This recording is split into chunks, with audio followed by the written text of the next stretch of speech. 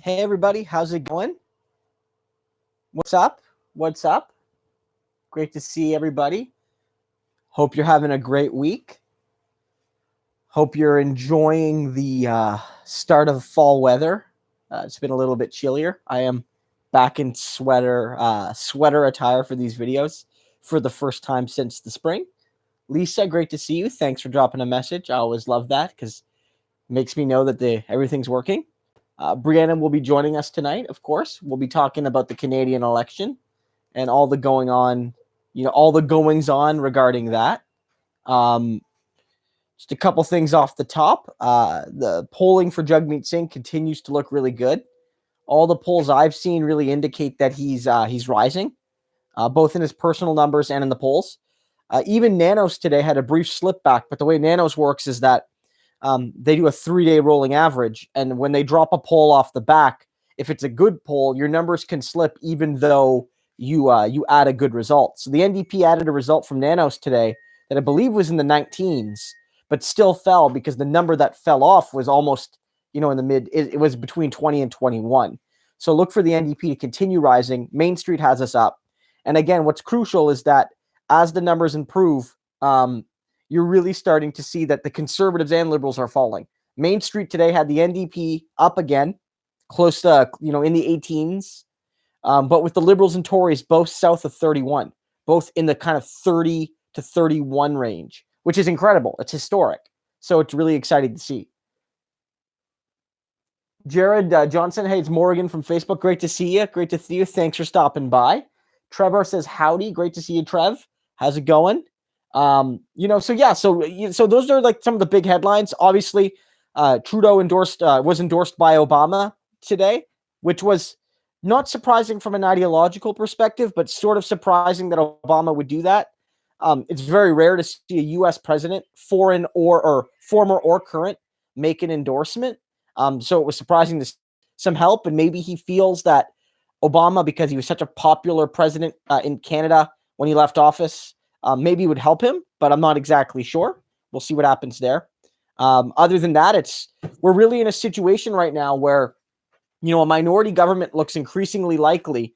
And now the real question is, what will that minority parliament look like? So that's going to be a lot of the discussion. Is it going to be, for instance, one where the NDP and Liberals outright hold the balance of power? Can they add up to more than 170? The Bloc plus the Conservatives might add up to more than 170, but the Bloc has sort of indicated that they don't want to play kingmaker. That's not really their objective. So does, the Bloc exist to just get what's best for Quebec, but it's not necessarily willing to, anger the country by making Scheer prime minister, through a kind of coalition? These are the real questions that we still have to answer over the next few days. And of course, the other factor is, like Jagmeet Singh's likability continues to rise, and Scheer and Trudeau's aren't.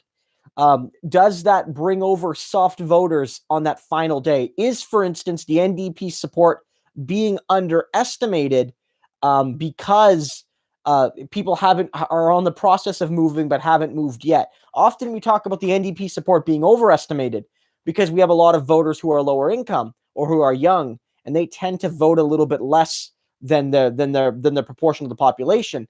But I wonder if this time, because we're in the midst of an upswing, that the full extent hasn't been caught yet. Because there was a narrative this weekend from a lot of the liberal-leaning pollsters that the NDP surge seemed to have stalled. But I don't know if that's true. We saw the Ipsos poll that came out that had us up 5. We had the Main Street having us up again today. Again, Nanos having us down a little bit, but only because a 3-day roll fell off the back end. So I think it's really great that we're seeing this surge continue, and I don't see it stopping. I don't know if it's going to take Singh to 30 or 35, and that's going to take a bit it's going to have to pick up some pace, but I can't see it continuing and, Singh hitting the mid-20s before the weekend, potentially even in some of the polls. So we'll see what happens. So Brianna's here, everybody. Everyone say hi to Bri. Great to have her here. She'll be answering or helping me answer questions, asking them to you. Sometimes what she does really well is if you guys are having a bit of a discussion, she'll synthesize that and often ask questions. So as you know, I do these without Bri here sometimes, but the quality with Bri here is like 100% better. Okay, and we have our first question. We have our first question. From Jared Johnson, or I think Morgan from Facebook. Yes, yeah. So they say, I typically turn off all the news during an election because the NDP coverage is so negative. Is there anything you can say to catch us up on how things are going? I mean, some of that I might have said, but in general with this election, it's been a very negative election because, and I don't mean that in like the coverage so much, and I don't even necessarily mean that in the type of policies. It's just like Justin Trudeau and Andrew Scheer have primarily been campaigning on how they're not each other. Like Trudeau's primary campaign strategy has been, I am not Andrew Scheer / Doug Ford / Jason Kenney. And then lately it's been that plus if you vote for Jagmeet Singh, you're voting for Andrew Scheer / Jug Ford / Jason Kenney. And like that's been the Liberal strategy. And conversely, Andrew Scheer has been campaigning on the fact that he's not Trudeau. And even he's campaigned against Kathleen Wynne a little bit. He's brought up Kathleen Wynne in Ontario whenever he wants to attack the Liberals, saying, Justin Trudeau will destroy Canada like Kathleen Wynne destroyed Ontario. And so both of them are running negatively. And so I think where the NDP, though, the NDP is certainly attacking people. The NDP has attacked Trudeau. We've attacked Scheer. We've attacked the Greens. And again, rightfully so. The Greens are a little salty about it, but all we're doing is quoting them.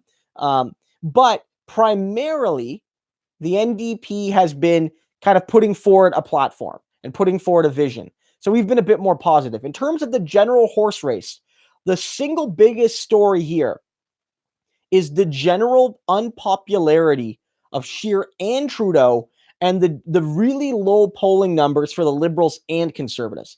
Look, every once in a blue moon, the Liberal or Conservative parties will have a really bad election.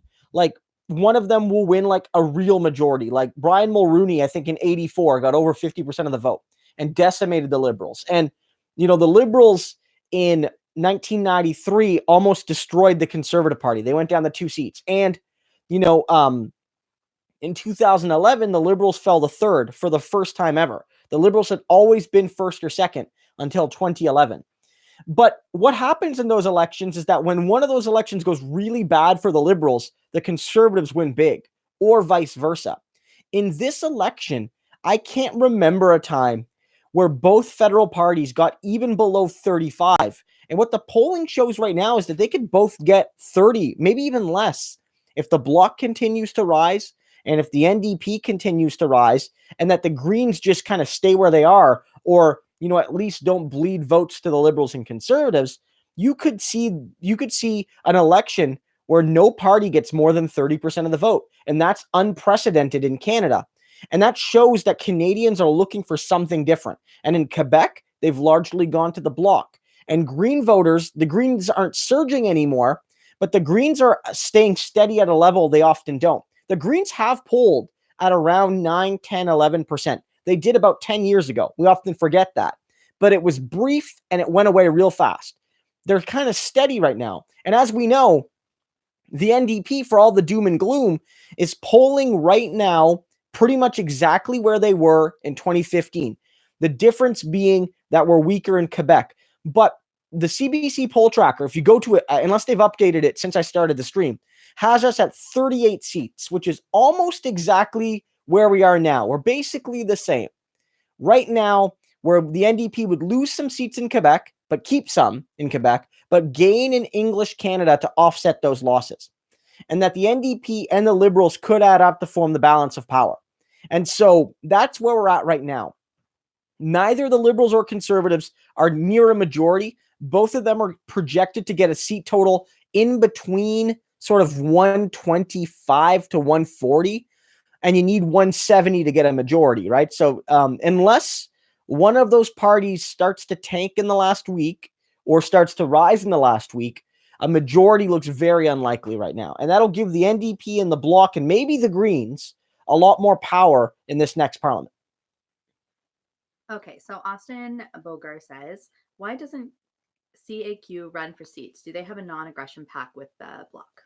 Well, what with Quebec is very interesting because Quebec has multiple parties that are only provincial.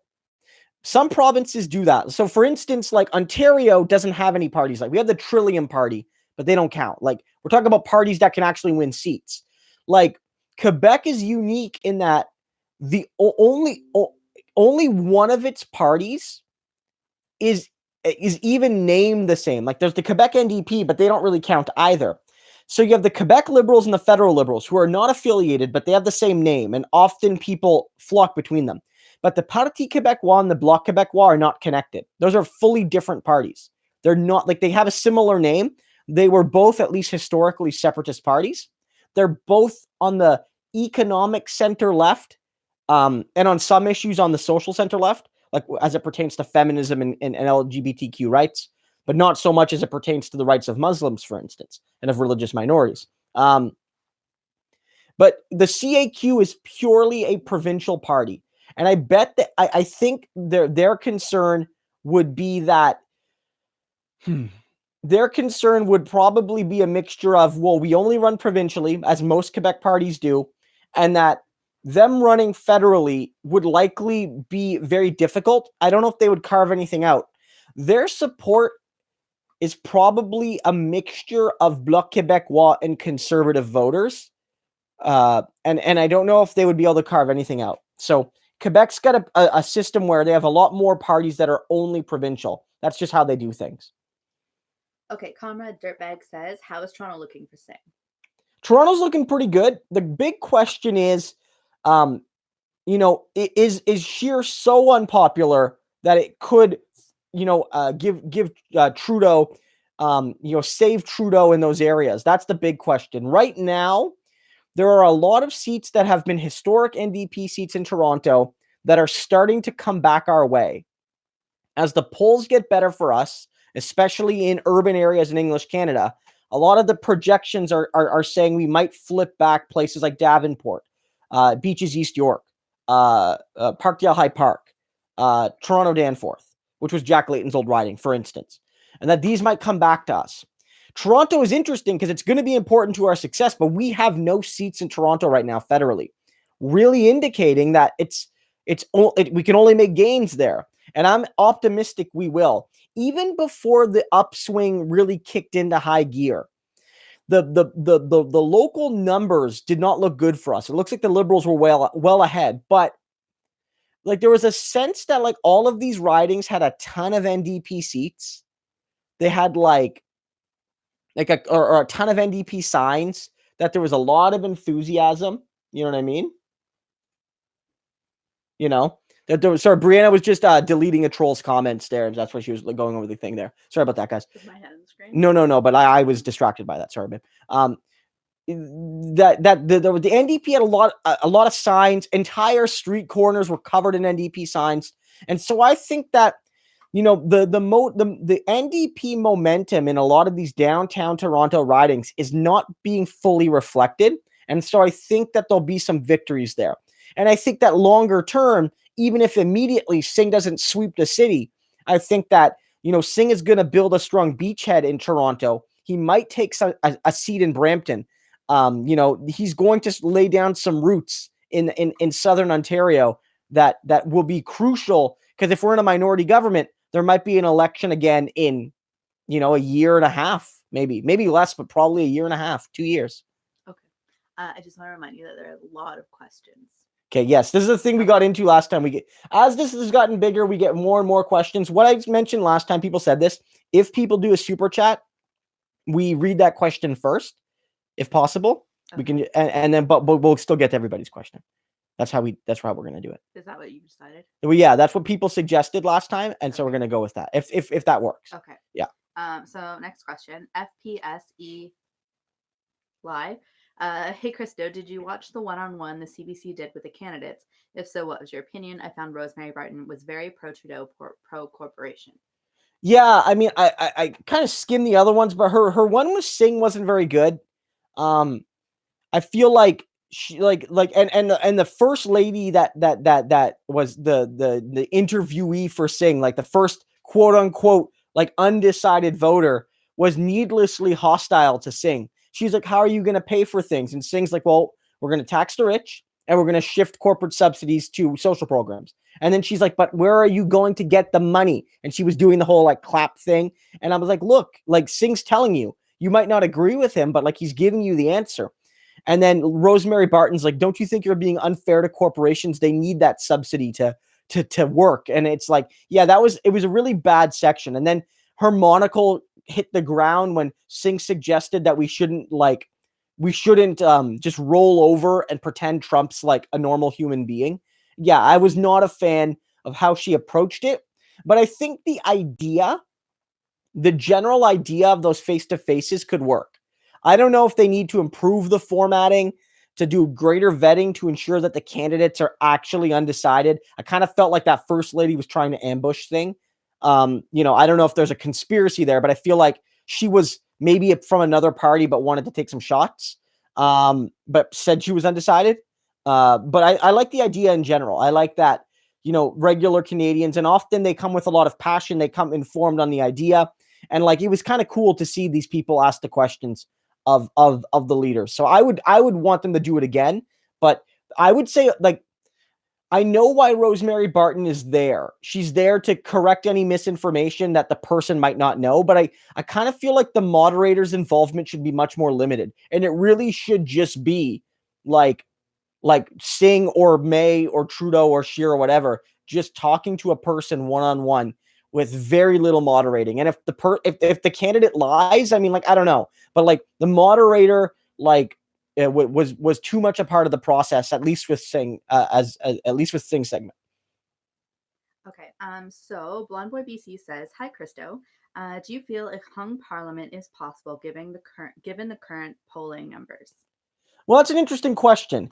I mean, hung parliaments are rare in Canada because often somebody finds a way to govern for at least a little bit. So the way this is going to work, the way it always works, even the way it worked when Harper lost the government, but like he was still prime minister until he either conceded the election or went into the House and lost a confidence motion.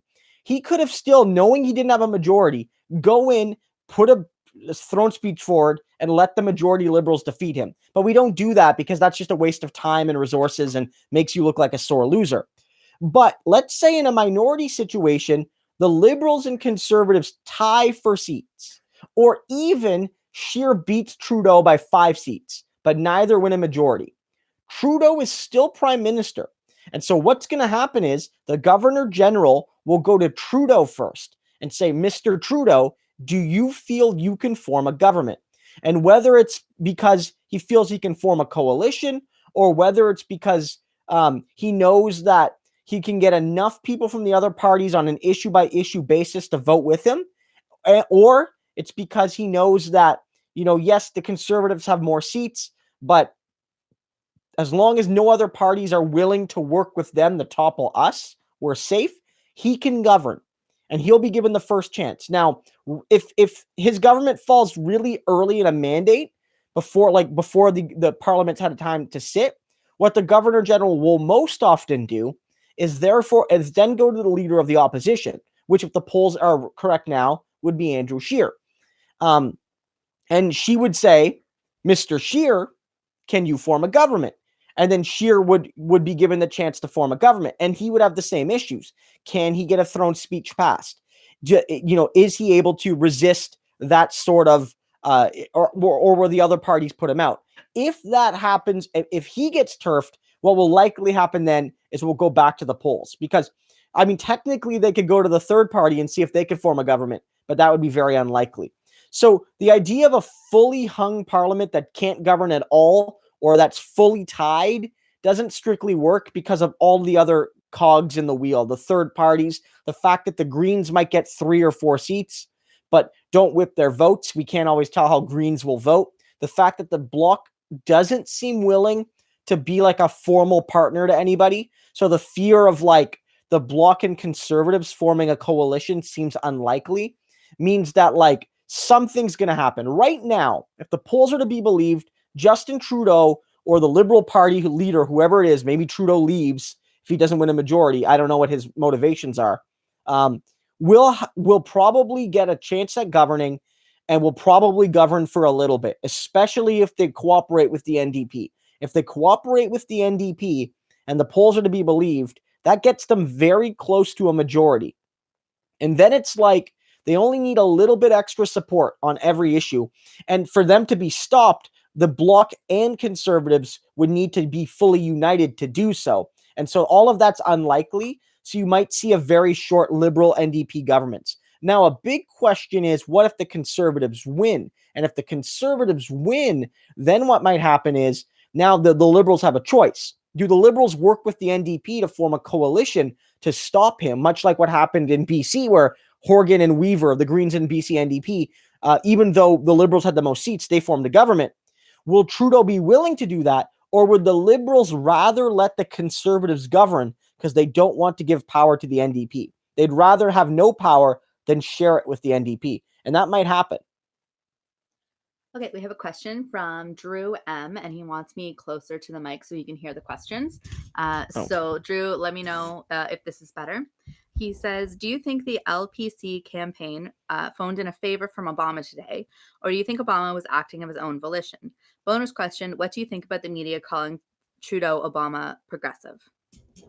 Trudeau and Obama are not progressives. They're not at all. I don't think so. The video I made earlier today, if you want to check it out, it's the most recent video on the channel, except for this live stream, is about this. On Twitter, I did note that I feel this was likely something that wouldn't have happened if Trudeau was running away with the election. I feel like Obama, I don't know if this was called in or if Obama was doing this as a favor because he knew his pal was in trouble, but I do feel this is driven in part by the context. If SNC never happened and Trudeau was up 5 points on the Conservatives at 37 or 38 with a week to go, and it looked like a majority was going to happen, or at least like a 30 seat minority, like a healthy minority, then they likely don't make this call because, like, why risk the backlash? I don't know if there's going to be backlash to this, but why risk it? Here, I think it's like, well, we're going to try to make a move and like win over the sizable portions of Canadians that like Obama, because he is popular. Whether we like him or not on this stream, Obama is popular with the vast majority of Canadians, as is most Democratic. Like Sanders, Biden, Obama, Clinton, they're all extremely popular in Canada because the Republicans are so awful that like they look good in comparison. Even though most of them, except for Sanders, are all pretty much ideologically within the bounds of the Conservative Party, which is a very interesting thing. But yeah, I think that it was definitely done in part because of Trudeau. What was the bonus question again? You answered it already. It was about Trudeau and Obama. Yeah, and they're not progressive. Yeah, they're not progressives. I don't think so. No, in the global terms, they're both center-right neoliberals. Okay, Zachary Galvine. Hi, Zachary. Says, great to see you again, Zach. Do you think that the Green Party vote will collapse in the last weekend of the election and those votes going to the NDP? And Blonde Boy BC has noted that started happening in BC. Yeah, if you believe some polls right now, and I want to believe those polls because they're good polls for us. The best polls are the ones that confirm your biases, guys. It's science. Now, but there have been some polls. I don't know if but there's been at least one poll. I think it was Angus Reid that had the NDP winning in British Columbia ahead of the Liberals and Conservatives. Three-way tie between those parties, and the Green vote slipping a bit. That's positive for us because the Green vote was high in BC and there's a lot of votes they can take. That might save some of our seats from going to the Greens, but it could help us win a lot of close seats where the Greens might be, the difference between us finishing first and second. If the Green vote likely will slip, it almost always does. The question is, where are they actually? Some polls have them still in like 11, 12 points. Some have them more at 7 or 8. Do they slip from 12 to 8 or 12 to 9? Or do they slip from 8 to 5? And or do they slip from like say 8 to only 6? It's only a little bit of a slip. The amount of their slippage will matter. Where they do slip will matter. And in terms of where they go, I mean, anything is possible. They will go to literally every party, at least somewhat. Like some Green voters, on the final day will slip to the Bloc, some will slip to the NDP, some will slip to the to the Liberals and Conservatives. But the polling I've seen says that we are the second choice of the Greens and Liberals. And so that when they do switch, they are most likely to come to us. But if it's strategic, you might see them go to the Liberals. And whether or not we agree with strategic voting or not is irrelevant. You might see them go to the Liberals because they're doing it to stop Andrew Scheer. And there's this perception that Trudeau's the guy to do that. So I don't know what their motivations will be, but Green switchers do pick us before the Liberals on aggregate. And Liberal switchers pick us before Greens on aggregate. And actually, Conservatives don't go PPC first, but then us by a wide margin over Greens and Liberals. So if you exclude the PPC, we are the second choice of all major parties, which is encouraging in an election where all the other leaders are sinking in popularity except for Singh. Interesting comment. Paul Q has noted that the Obama endorsement means that Obama has overlooked Trudeau's blackface incident, which I had forgotten about. So that's an interesting No, I mean, point. you're right. I mean, some people have noted that. Kyle Kalinske on Twitter noted that. I didn't note that in my video, but I did think about that. I did that did cross my mind. Yeah, you're right. It's a very interesting decision. Dynamic. Yeah. I'm not sure if that came up. I don't know. Maybe Justin Trudeau had to explain himself to Barack Obama. Maybe much like Ellen DeGeneres supporting George W. Bush. When you're that rich and powerful, everything's water under the bridge except for your class interests. So I don't know. Okay, Comrade Dirtbag says, I've almost convinced my spouse against voting strategically for the Liberals this election, but he's still thinking about it. Can you explain why a Liberal minority with a strong NDP would be better for progressives? Yeah, certainly. So first of all, I want to underline that I haven't given up this election, that I still think Jagmeet Singh has a shot at winning this. I really do. People might laugh at me. It's a small shot, a shot nonetheless. So I don't want my discussions of Liberal governments with NDP minority balances of power to say that the election's over and I'm conceding that. But if the polls are accurate right now, that is a likely outcome. And it should be known that a Liberal majority is bad because for a bunch of reasons. One, in our system, majority governments are unrepresentative. And minority parliaments aren't perfect, but especially in our system, any party getting a majority government, by definition, is misrepresenting the will of the population. Because that party might get 35, 40% of the support and have absolute power. That's wrong to me. Also, when Liberals win majorities, it makes it a lot easier for them to break their promises, especially their progressive ones, because they don't have to go back to the polls for 4 or 5 years, and they sort of forget the progressive energies that help them win. Either ABC voters, but even just their own voters. Liberal members, Liberal Party rank and file people are not that far to the right of rank and file NDPers. There's broad agreement on a lot of policies, and the Liberals know this. But when majorities happen, they can sort of ignore their own party. They have absolute power for half a decade. In minorities, however, a greater percentage of the population is represented. Let's look at the polls right now. And let's say, hypothetically, the NDP and the Liberals form some kind of agreement, whether it's a formal or informal coalition. And the Liberals are polling at about 30, and the NDP is polling at about 19. That puts us right near 50%. So if they were to govern, that's effectively like one party representing about half the House of Commons and about half the vote. It's much more representative. Not perfect, but better. Also, you can let them know that a lot of Canada's greatest reforms have come because of NDP pressure.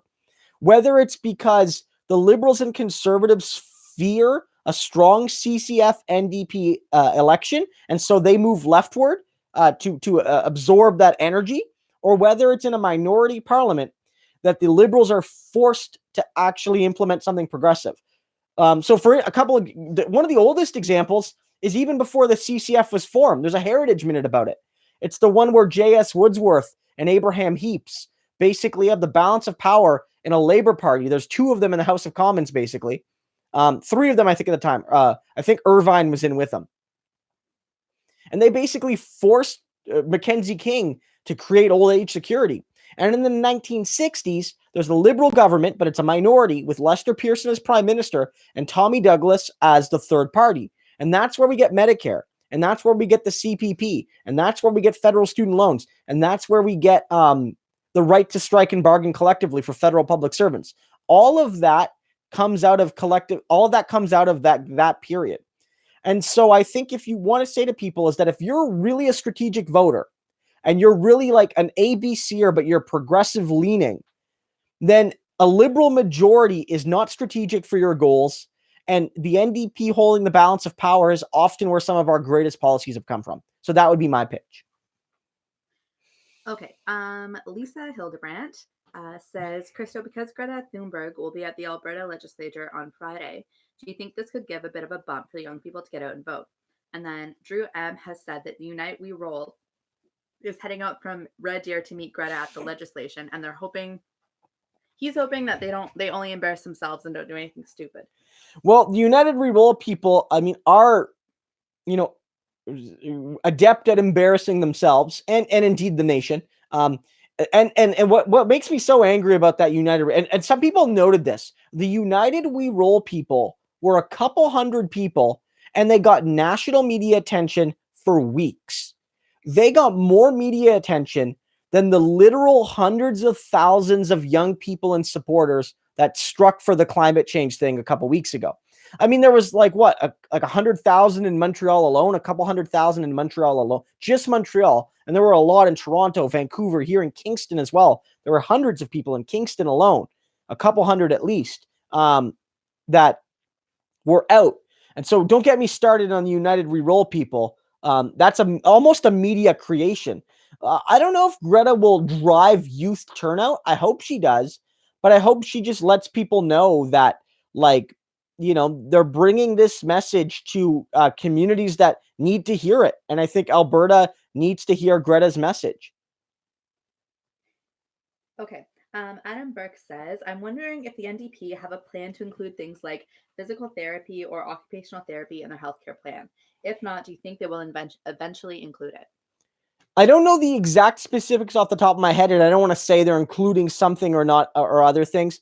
Part of this is negotiations with the province. The NDP's broad focus has been on vision and dental and pharma. That's the broad goal. I don't know if those other things are included. Those things would fall under Medicare, and the reality there is that that's much more provincial. The NDP, for instance, what they're doing with dental is they're basically creating a grant system so that they don't have to intertwine with the provinces. So the NDP could, for instance, offer extra monies to the provinces for healthcare, provided that it specifically go to physical and occupational therapy. But beyond that, there's only so much they can do, because ultimately the Ministry of Health in a particular province can choose to allocate health resources as they fit, whether it's towards PT and OT or whether it's towards something else. So I don't know if he's made a specific promise to those particular issues, but his eventual goal is to, make all healthcare paid for via a health card and not a credit card. But the priorities on health and dental and things like that first. Okay, Canadian Ent has asked, has Jagmeet addressed his goals on the financial deficit? What Singh has basically said is that he is not pro-deficit. The NDP's never been pro-deficit. In fact, the NDP has often been very critical of the deficit, because the deficit is just basically the Canadian people paying interests to banks and some of the richest shareholders in this country. We don't like that. But neither do we want to use austerity, which will hurt Canadians and hurt our communities. Jagmeet Singh's plan is to approach funding our programs less through deficit and more through a shifting of priorities. Now, that might include deficits over the short and medium terms, but unlike, say, Trudeau and Scheer, who are giving big tax cuts in some cases, Jagmeet Singh has said, look, we're going to invest in social programs, which will have long-term savings on our health system and on our social services systems. And by taxing the rich And by shifting our priorities, we can actually increase our services without major increases to the deficit. So, for instance, in the last provincial election, there was an analysis done here in Ontario, of which parties by the end of 2022 would leave Ontario with the biggest or smallest deficits. And Ford was the most deficit ridden and Horwath the least. And people didn't understand that because Andrea Horwath was making big promises. And it was explained by this analyst, because he said, well, yes, but the NDP is also planning to raise taxes. And so when you raise taxes and shift subsidies and you get long-term benefits from your spending, the costs are lower. Whereas Ford was, ostensibly at least, not going to make very many cuts, but have huge tax cuts to some of the wealthiest people and businesses, and those would have big costs. And so, the NDP is going to shift our financial priorities away from the rich and towards the rest of us. That's the goal. But deficits, if necessary. Singh has not made a no deficit pledge. Okay, shout out to Joshua Hunt and Lisa Hildebrandt. Thanks for your support, guys. They don't have a question, but they just say go NDP. Go NDP. Well, thank you guys so much for the support. I really appreciate it. And thanks to Joshua and Lisa have been longtime viewers of the channel. Many of you are, but it's just to shout them out. They make these streams work with their great questions. Okay. Jared Johnson says, do you think that we will see any big endorsements from the U.S. for Jagmeet in the coming days? Bernie Sanders, for example. I was disappointed to hear that Obama endorsed Liberal. Yeah, I thought about that when Obama made the endorsement. I talked about it in the video. I didn't go into, will we see other ones? I don't know if you'll see Obama. It is weird for a U.S. president to endorse a Canadian figure, but Obama is at least ostensibly retired. He's not holding office anymore. So it might be seen as less inappropriate. Like, say in an alternative universe, Obama endorsed, say, Jack Layton, which he never would because Layton would be too much to his left. But, when Obama was sitting president, that would have probably been much more inappropriate. Well, it's kind of more akin to Riri. Yeah. Well, yes. Yeah. Kind of like Rihanna. Yes. He's a bit of a celebrity now. Yeah. So I would suggest that you're not going to see an endorsement from any current politician. You'll see some like Ocasio-Cortez liked or retweeted one of Jagmeet's tweets. I don't know if you guys saw that great tweet today where Ocasio-Cortez tweeted tax the rich, and then Jagmeet retweeted it saying, I'm on it. And it was like this, it got like 40,000 likes. And like, there's these little moments where clearly people like Bernie and AOC are backing people like Jagmeet. But whether there's going to be formal endorsements, I don't know if there will be. I think like Bernie's got to stay focused on the primary, and he's got to do that work right now. So I don't know if we'll see it. And I don't think if not seeing it means that Bernie doesn't support Jagmeet. I just think like, we're fighting the fight together still. Okay, interesting question here from Greg Rumpel. He says, what's your take on Peter MacKay potentially challenging Scheer for Conservative leadership if Scheer fails to form government? Because we speculated when he stepped away from politics that he was abandoning Harper's sinking ship and that he was going to take a run at politics. And we were surprised. Yeah. So yeah, I don't know if you guys heard Brianna there, but Brie, one of the things that when Harper, in the run up to the 2015 election, it was very clear some of Harper's big loyalists and like future successors, a lot of people thought, were stepping away. Peter MacKay and John Baird were like two of the big ones. They were seen as future leaders of the Conservatives. And I thought, okay, well, they're stepping away because they want to spend time with family / they don't want to have a loss on their record. So you don't lose, you step away, you never lost, and then you can come back. And also maybe to make some money. You make more money in the private sector as a liberal or conservative when you leave politics, because there's a lot of money to be made in lobbying and networking and things like that. And like, you can come back. And I mean, people do that. Jean Chrétien, after Trudeau went away and John Turner became Liberal leader, Chrétien sort of left politics and then came back and was prime minister for a decade, right? Like, you can leave and come back. So the speculation is very interesting. I think it's not good for Scheer, but I found it very awkward. The Liberals were being sort of hypocritical about it on social media. On the one hand, you had a lot of Liberal supporters sharing this meme that Peter MacKay was coming back and was going to, and this is a sign that Scheer is done, and the campaign is circling the toilet as it goes down into oblivion. And then on the other hand, they're telling NDPers and Greens and Bloc voters, Andrew Scheer is super dangerous and can win this thing. Don't you dare vote for anybody else but us, the dangerous Andrew Scheer. And so I feel like they were trying to use that. I don't know if it's realistic. I do think that if Scheer can't form a government and he's probably in trouble. But if it's a really, really, really razor thin parliament where anything can happen, they might not be able to replace him because they'd probably worry about a snap election and then not having a leader. So I feel like it might be in a position where they have to keep him on until they can be sure they have some stability. And don't forget, these are not the only rumors. Less substantiated, but still there. There was a website that popped up that is basically a draft Chrystia Freeland for Liberal leader, suggesting that Liberals are also maneuvering for a post-Trudeau era, and they want Chrystia Freeland as their next leader. And Chrystia Freeland herself, of course, I don't think she's associated with this movement. I don't think she's necessarily angling in a direct sense for leader right now, but she has distanced herself from a lot of the Trudeau scandals in the last couple of weeks, as if to say, like, if Trudeau goes down, I want to be clean for my leadership run. So both the Liberals and Conservatives right now have had mini crises with, perceptions that there's a new flashy thing that's going to replace the tired leader.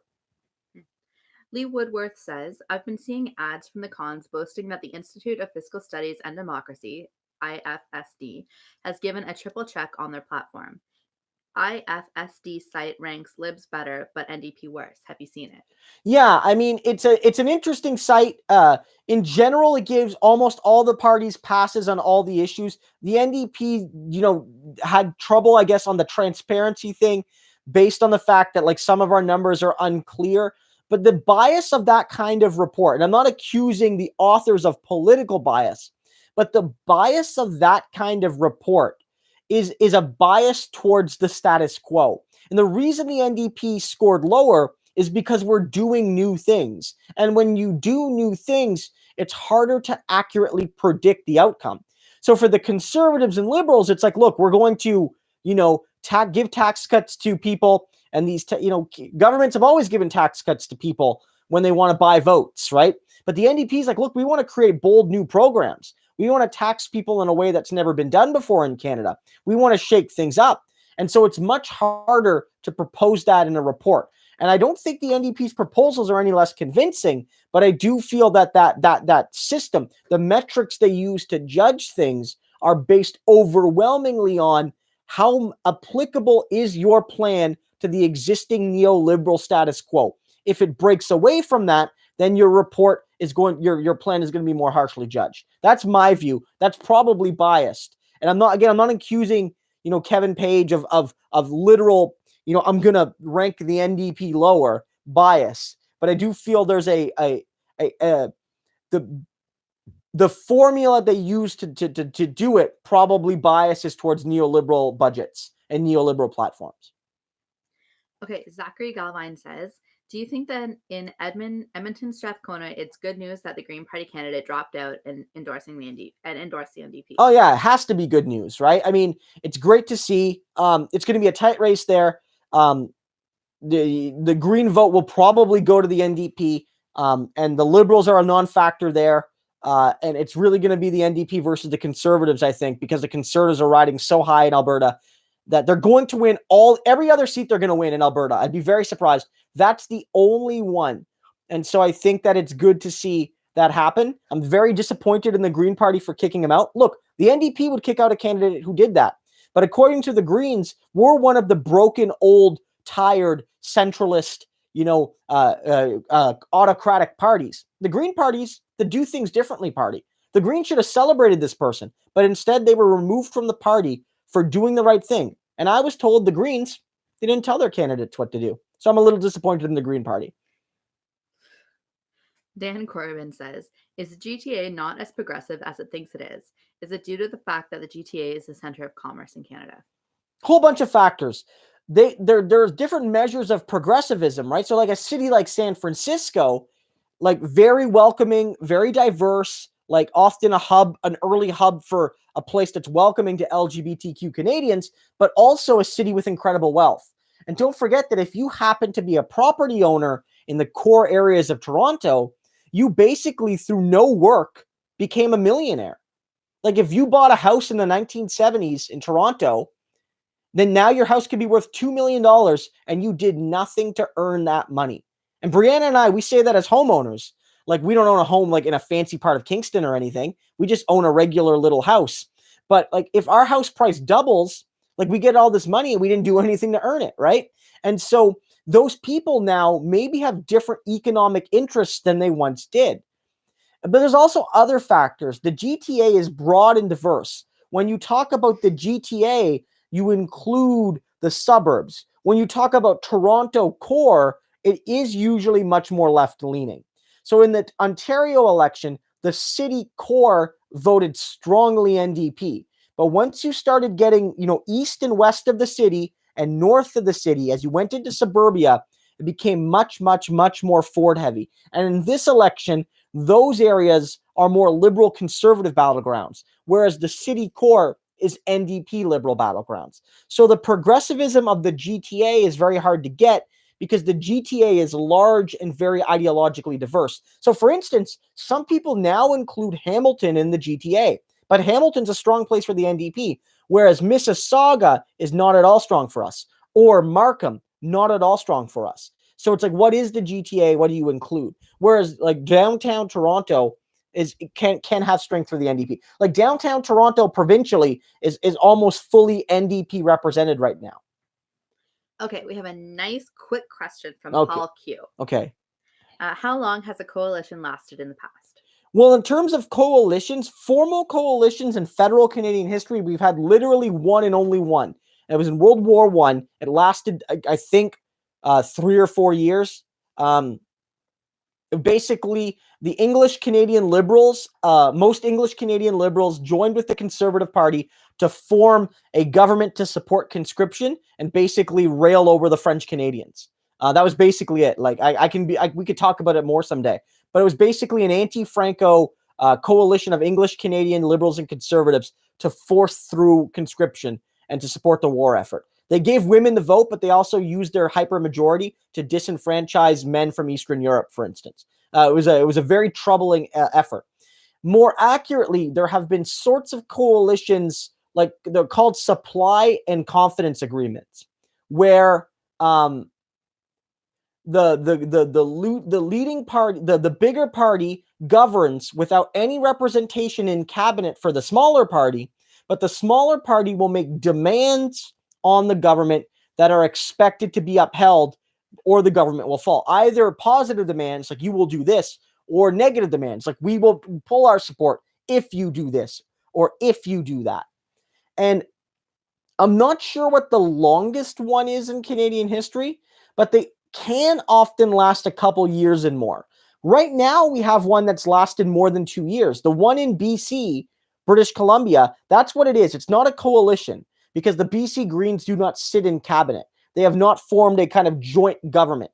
But the BC NDP is governing with the support of the Green Party. And so what they're doing then is like the Greens have said, we want certain things and we're not going to let you do other things. And as long as that happens, we'll let you govern. And that, I think that could go for the full 4 or 5 years. I really do.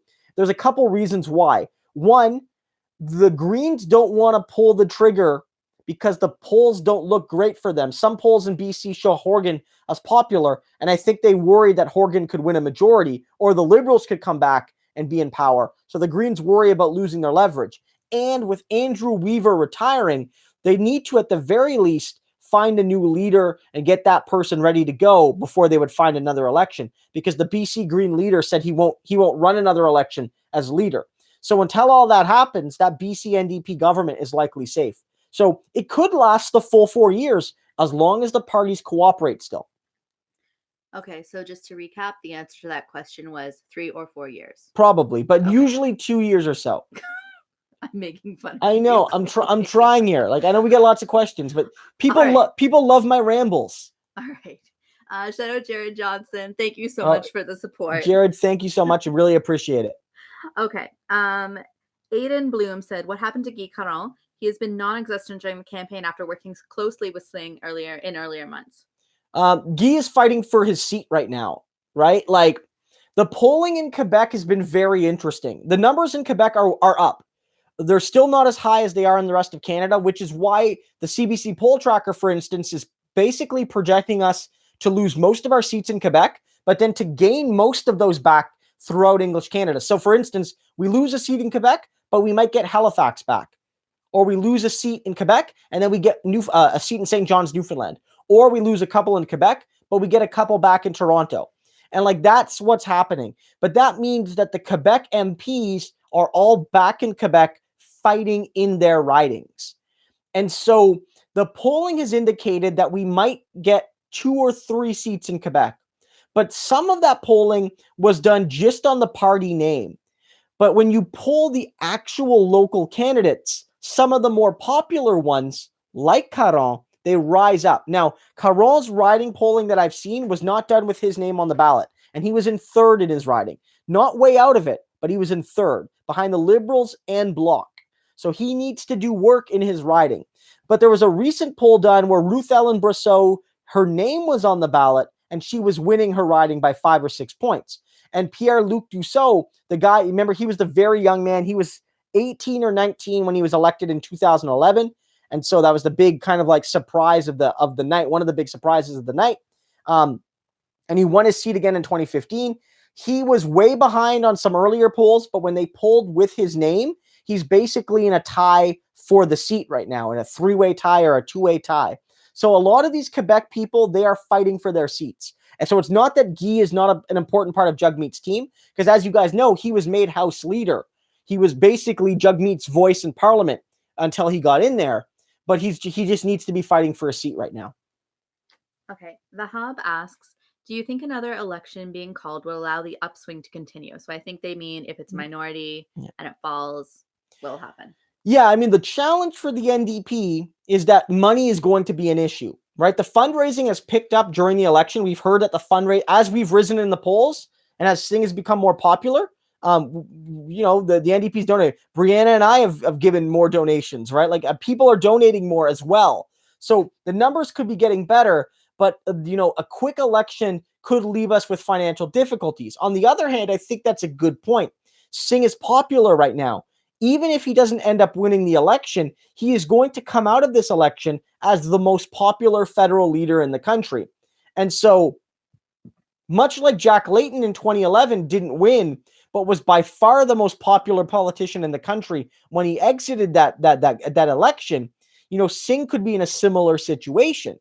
And I think a minority government that gives him, even if he's the third party in it, would give him much more power, much more influence, and there'd be a lot more interest on him in the NDP. And I have to think, now this is maybe me assuming stuff, but I have to feel that the first election he runs, there's a lot of people who are uncomfortable with a leader wearing a turban in Quebec, but also outside of it. And I wonder if he does it again, even if it's just a year, 2 years from now, that a lot of the people who were uncomfortable with it will just frankly know him better and will sort of just forget about that. And you might see Quebec be more open to the NDP the second time Jagmeet Singh runs instead of the first time. That could be possible. Like, this is something that I think there was a lot of anti-Indigenous racism against Wab Kinew. And I wonder the second time he runs, will people just accept it more? And I'm hopeful that they will. Okay, Guillaume Migner has a super chat, so thank you so much, and a video request. He would like you to do a video about the coalition between the NDP, Bloc, and the Liberals in 2008, and why it happened, and Chrétien's role in that. I think that would be a super interesting video. I think that'll probably be a video that I might do after the election if we're in a minority situation where that could happen. Because just to do a quick recap, what that was back, and I've talked about it on the channel a little bit. Back in 2008, Harper was prime minister, but it was a minority. The NDP and the Liberals did not on their own have enough to turf Harper, but they could get votes from the Bloc. The Bloc was not going to be a part of the coalition, aka the deal, which was negotiated in part by Ed Broadbent and Jean Chrétien, former Liberal and NDP leaders, would be that the Liberals would form the government primarily, but the NDP would actually gain seats in cabinet. It would be a formal coalition, and the Bloc would support them, but not be a part of the government, because the Bloc wanted Harper gone too. Like all three of those parties wanted Harper gone. And then a deal was made, and then Harper prorogued Parliament. And what happened was the Liberals turfed Dion as leader, made Ignatieff leader, and Ignatieff queered the deal, and it was done. The NDP wanted it. Under Dion, he wanted it. This is why Stéphane Dion was not made electoral reform minister, because Stéphane Dion was one of the rare Liberals that actually meant it when he said he wanted an electoral reform.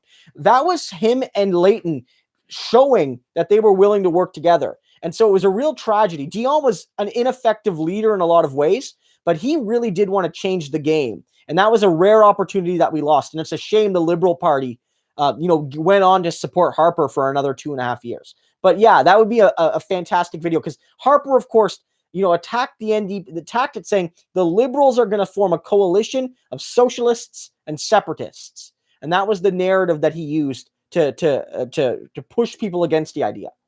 I literally am going to get like a low-grade taser and like zap you when you get way off topic. That wasn't off topic. It was related to the question. No. It was related to the question. No, kidding. Okay, Zachary says, do you think that there will be a conservative minority government similar to the early years of Harper? Right now, the most likely scenario is a Liberal minority government. That's what I feel. I feel that the Conservatives and Liberals are polling very similarly, but if the polls are right, the Liberals are doing better in Ontario and Quebec than the Conservatives, and that will be the difference. The Conservatives' vote is too clustered in Saskatchewan and Alberta for them to fully make advantage of their vote totals. They're gonna win a ton of votes. They might win the most votes, but it's too clustered. It's too clustered in rural areas. It's too clustered in two provinces. So the Liberals have an advantage. If he does win a plurality of seats, there's a chance he could govern like Harper did if the Liberals are unwilling to work with the NDP. The Liberals might feel that they'd rather let Scheer govern than share power with Singh. Maybe they worry about sharing power with Singh and then Singh becoming too powerful and too popular. Maybe they don't want to implement popular NDP policies and remind people that the NDP can do good things. Maybe they feel that if Trudeau loses, they want to turf him because he's got all these scandals, and they're just going to let an unpopular Scheer government go for about a year or two, and then hopefully try to win with Chrystia Freeland or somebody else. They'd rather do that. So that's the way that Scheer could govern. He's not going to govern with a coalition. The Bloc will not systematically support him. The Bloc might vote with him on some issues, but I don't see the Bloc making him a prime minister. I think that the only way he governs in a minority is if the Liberals are unwilling to work with the NDP and others to stop him. Okay, interesting question here. Packed Mouse says, do you guys think this election would already be a wrap if Harper was running instead of Scheer? That's a good question. I think if Harper, Harper's a better politician, I think. And so if a politician of Harper's qualities were there, the Conservatives are doing better. Harper himself, no, because Harper's damaged goods. He's still popular with Conservatives, but he's damaged goods, right? Like Scheer would probably Scheer's not popular, but he hasn't had the chance to anger people like Harper. So I would say if for instance Peter MacKay was Conservative leader, I feel the Conservatives are winning this. One, he's perceived as more moderate than Scheer, and then two, I think he's a more effective politician. And I think that he gives the Conservatives greater strength in Eastern Canada, which they sorely need. The Conservatives don't need another Western leader. They need somebody from the East, because the West is already locked up to them. They need somebody from Ontario or the Maritimes or Quebec to actually give them some momentum there. Because again, the last Conservative, like Harper was from the West, and so is Scheer. They may need a central Canadian leader to really start to tear into those vote-rich areas. I like those hypothetical history questions. Yeah, no, they're great. They're great. Okay, Mitch Hoskin says, have you seen the Singh Nardwar interview? Not really about policy, but very fun. Yeah, and they talked about music. Like, yeah, Singh is really good at those. So it's like Nardwar does like these interviews where he talks to politicians and celebrities and stuff. Sort of has like a this hour is 22 minutes feel, except it's probably funnier. Like where they joke around with politicians. And I think it was really good. And I think that Singh really nails those types of things. I don't know. Did everyone see Singh's cooking? Where Singh like had he showed everyone how to make like a kind of like Punjabi poutine, where he did with sweet potatoes and like the kind of South Asian spices, and he like, and the kind of like the vegetarian gravy and all of that. And it was like this really cool thing. I don't know if I would like it because I'm not a big fan of poutine personally, because I don't like cheese. But it was really cool to see that, and Singh nailed that. And it actually reminded me of Ocasio-Cortez. It was a bit more scripted than like his was like an edited video. But if you guys remember when AOC was like just cooking in her kitchen, talking about politics on like Twitch and on like Facebook Live, and it was like really great to see. And I think Singh, when it comes to those like non-political moments, just has a real like those non-political political moments. And when he went on The View, or not The View, The Social, watch that clip of him on The Social where he's talking about the Rihanna follow, and you can just see like he's just winning tons of voters over in that moment because he's just so goddamn likable. Yeah, he's really good at that stuff, guys. He's really good at that. Better than Trudeau by far is at that stuff. And Trudeau's good at that fake stuff, right? Like, okay, Drew M says, would you vote LPC if you lived in Alberta and they were the ABC vote? No, never. I never vote for any other party in the NDP, no matter what, no matter where, no matter when, with one exception, which is I would vote for Quebec Solidaire in Quebec provincially. That'd be the only thing. I don't, if I'm in PEI and it's like, oh, you can help the Greens. No, I vote NDP. Like, I'm an NDP partisan. I would probably be involved in any riding association anywhere I lived in the country. I would be involved as a member. And so I would never vote against my own party that I worked for. No, that's just me though. Some other people might, but no, I'm not an ABC voter at all. Okay, Babajir Singh says, do you think if Singh holds the balance of power, he'll run for PM again? Oh yeah. Singh, there were some people that suggested Singh was done as leader after this election. And I don't think that was the case. I mean, like Singh might have been in trouble if he lost party status and he lost his seat, or one of those two things, or both of them, right? But neither looks very likely. Singh is incredibly popular right now. That's going to help him in his riding. He won his riding fairly easily in the by-election. I got to feel like it's going to be even easier now, given how he's risen in popularity. And if you look at the polls right now by the CBC poll tracker, it projects the NDP at about 38 seats, which is basically where we are. I think Singh could be leader for a very long time. The NDP doesn't always turf their leaders. We often keep them on longer because we don't expect, you have to be prime minister, because we've never had an NDP prime minister. As long as the leader seems to be doing a good job, and as long as they kind of lose in the right way, we give them chances.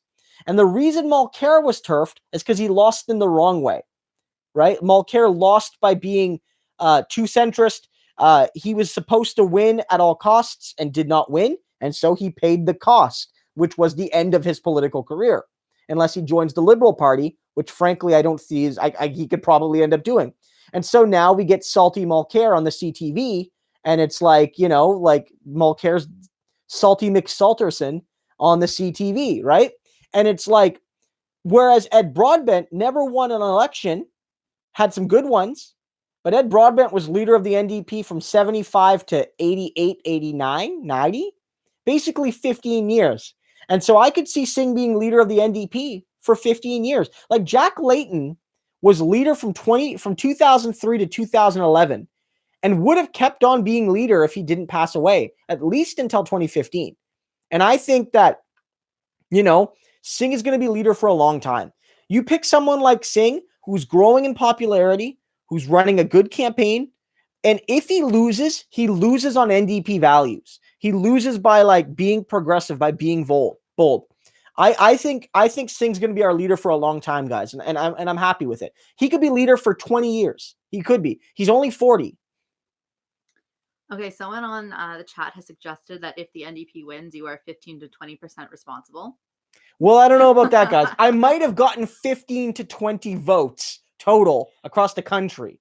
I don't know. I have had people tell me that they're now voting NDP because of me, or that they volunteered. And if one of those volunteers in turn convinces people, and then that person convinces someone, maybe we flipped some people on this channel. But I don't know if I'm any sort of responsible for the success. I'm just helping to magnify some of the positive stories we're seeing. And A's likes your name calling. She thinks you're good at it. Salty McSalterson. Yeah, I mean, Mulcair is just, I'm just loving how we've all unified as a party and ripping Mulcair in the last couple weeks. It's been really great. Okay. From Zachary Galvine, who is just killing it tonight, as always, says, do you think that the media loves to give attention to right-wing activism over left-wing activism? And I've been thinking about this since I read the question. And I'm not sure that, maybe you can respond to this too. I'm not sure that they give attention over it, but I think how they categorize it is different. Like the United We Ride protesters versus strikers. Yeah, I think it's a mixture, actually. I think Brianna's right. Like these, like the United We Roll, United We Ride protesters, like they were bending over backwards to suggest these guys weren't just racists. They're like, look, they're not racists. They're just here to defend the oil industry. And the CBC was like, sure, they say they want a white Canada, but really what they mean is they want crude to get shipped to markets, right? And it was about oil to some degree, but it was also about just being racists. So I feel they get much more favorable coverage than strikers, whether they're labor strikers or climate strikers or student strikers. But I do think that, like, yes, Maxime Bernier is clearly polling better than the Communist Party. So, like, you know, the people who are like, if Bernier's at the debates, the Communist Party should be too. And I disagree. Like, Bernier is polling infinitely better than the communists. But like somebody like Bernier, somebody like if the Communist Party could get 1 or 2% support, they would not get the coverage that Bernier gets at 1 or 2. They just wouldn't. They wouldn't. Far right nationalists get way more coverage than the quote unquote far left. And I don't know why that is. It's because they don't want to highlight far left ideas. It's because far left ideas are less controversial, because even people who aren't on the far left instinctively know that, like, our system's broken and it needs to be fixed. Whereas somebody saying that, like, all people from this country are evil is, like, objectively awful, and we all are mortified to hear it. So I don't know. I agree, though. The media gives overemphasized coverage to the far right. And that in turn brings some people to the far right because they're introduced to that via the mainstream media. And YouTube, it's been talked about on YouTube here, where like the YouTube algorithm will take you from like CNN to Ben Shapiro in like four like auto vids. People have suggested, not as much now because I think my channel's bigger, but people used to tell me all the time that my videos would sometimes bleed into Ben Shapiro videos. And I don't think Ben Shapiro videos were bleeding into mine. And so even YouTube's algorithm has been accused of bringing people to the far right. Okay, so we got 2 super chats, one from Lisa Hildebrandt and one from Blonde Boy BC. I'm sorry, my phone is like so slow I can't see it, and I just stuck my head in the camera. That's okay. That's okay. So this is from Lisa. If Rachel Notley decides to make another run for the Alberta Premier in 4 years, I will be watching your show with an IV drip from the 4th floor of a hospital ward. Okay, not a question, more of a statement of solidarity. Okay, and Blonde Boy BC says we're gonna get new phones soon. Okay, what is your take on the recent mainstream advanced vote poll showing the NDP only getting 13.5? Yeah, okay, so first, like, Lisa, I mean, yeah, if Rachel Notley runs again, it's going to be very interesting because, of course, she's better than Kenny, but the way she's talked about the federal party, and has said she wouldn't commit to voting for Jagmeet Singh in the NDP is unacceptable to me. Rachel Notley will be the Alberta NDP leader unless she doesn't want to. Like, there's no way she's getting turfed. She is that party, and the people in that party love her in Alberta. They love her. So if she wants to run again, she's going to run again. So we all have to brace ourselves for that reality. And in terms of the Main Street Advance poll, that's very interesting. That poll suggested, for instance, that when Mainstream did polling, they asked you, okay, who are you going to vote for? But then they asked you, hey, did you actually vote in the advanced polls? And then they found that when they poll for that, Liberal and Conservative votes went up as a proportion, and NDPers went down, and so did some of the other parties as well.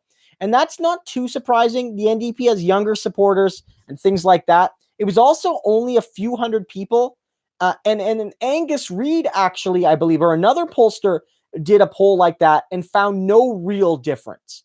So I don't know what to make of that. I would need to see multiple polls from multiple pollsters to really get a sense of, does that poll matter all that much? On the one hand, you want to get your voters to the polls and get them locked in. That's why every party pushes advanced voting. Everyone does.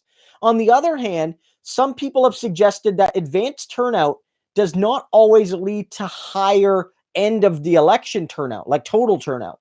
And that could be because we make advanced voting easier. So the same amount of people are going to vote. They just choose to vote, not on election day.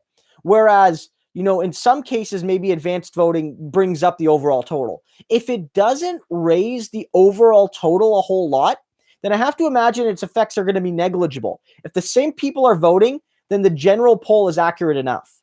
So I'm not sure what to make of it. Okay, shout out to Matthew Daniels, who just gave us a $5 donation for the phone jar. Thank you so much, Matthew. We're gonna put that in the phone jar. Thank you for that. Okay. Thank you for that, Matthew. I really appreciate that. All right, Amy Ames says she has heard that some people in the Green Party propagate the overpopulation myth. Can you comment? Yeah, this isn't like a main part of their platform, so I don't want to make it look like the Greens are like, look, when we take power, we're going to sterilize 1 in 5 Canadians. They don't believe that. So I think, but the Green Party have talked about, overpopulation in the developing world and needing to help bring contraception there.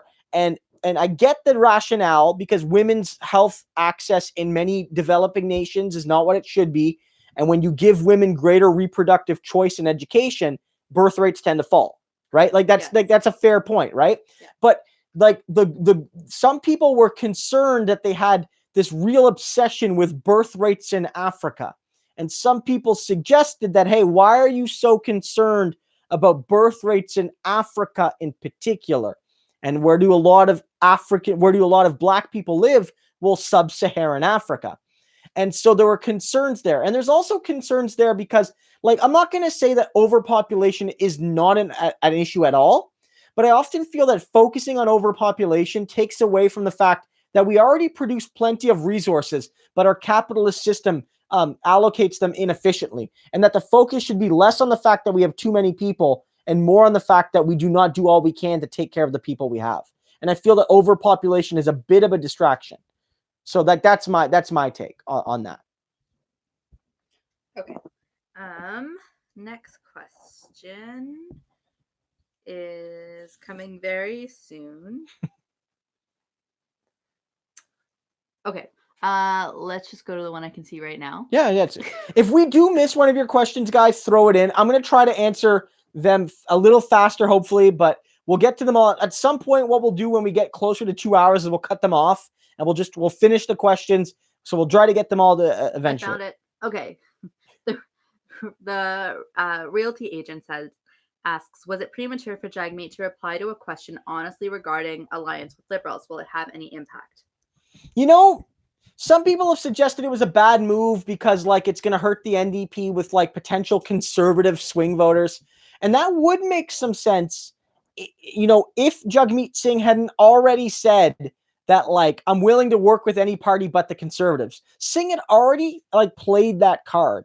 which is like, look, I'll do what it takes to keep the conservatives out. So people would already assume that he would support a coalition. I think it's a smart move, actually. Will it hurt him with some voters? Yes. But I think it's a smart move because it's a signal to ABC voters that Singh is a safe pick, that he will, if like you can vote for the NDP, and that if Singh gets power, he's willing to work with the Liberals, which means that you can get your NDP MP and still have a liberal NDP government and that works for you in Ottawa. And so you might be, you don't like the Liberals, but you don't fear them like the Conservatives. That's a move that could work for you. I think it also put pressure on Trudeau, and I don't know if this will hurt Trudeau, but I feel like Trudeau has spent this entire election telling us just how absolutely goddamn dangerous Andrew Scheer is. That he is the worst thing that could ever happen to this country, and that we will all die in a lake of fire if he wins the election. That's been the Liberal narrative. And so now that Jagmeet Singh has made it very clear, and he said, Mr. Trudeau, we don't agree on everything, but I will work with you to stop the dangerous bad man that you call dangerous and bad. Will you work with me to stop Mr. Dangerous Bad Man? And that Justin Trudeau is saying no, or is basically saying, look, I'm just trying to win a majority, shows that Justin Trudeau is not committed to stopping Andrew Scheer like Jagmeet Singh is. And so Singh can credibly say, because the Bloc have been less than clear, although they're starting to clarify, and because Elizabeth May has said, I will prop up a conservative government if they give me stuff on the climate. And Justin Trudeau has not said that he would work with Singh to stop Scheer. Singh can go to Canadians and say, look, both the Liberals and Conservatives are polling well below majority numbers. And both the Liberals and Conservatives are, and the Liberals are unwilling to do what it takes to stop Scheer. Give me greater power in this House of Commons, and you will have somebody to be your anti-conservative champion. And I think that's a good move. I really do. Okay, Zachary would like to know quickly how the campaign is going in Kingston. Campaign in Kingston's going really well. I've been less involved often than I have because I've been very busy doing media stuff. As you guys might have seen, I've been on the CTV News fairly frequently, and I've been doing a lot of radio as well. So that takes up a lot of my time. So my work is more done in partial communication with the party comms team. And of course, this YouTube channel takes up a lot of time as well. So I've been less involved there, but the campaign's doing very well. The Kingston is historically a very, very, very safe Liberal riding, both federally and provincially, but federally more, which is weird because Kingston is an identical riding federally and provincially. It's the same. But the federal party's always been a bit stronger here. We recently won a very big win here provincially in 2018 by about 10 points. But the Liberals fell from 40 to the high 20s. Here, the Liberals got 55% in the last provincial election. So I think the goal here is obviously to try to win it because anything can happen.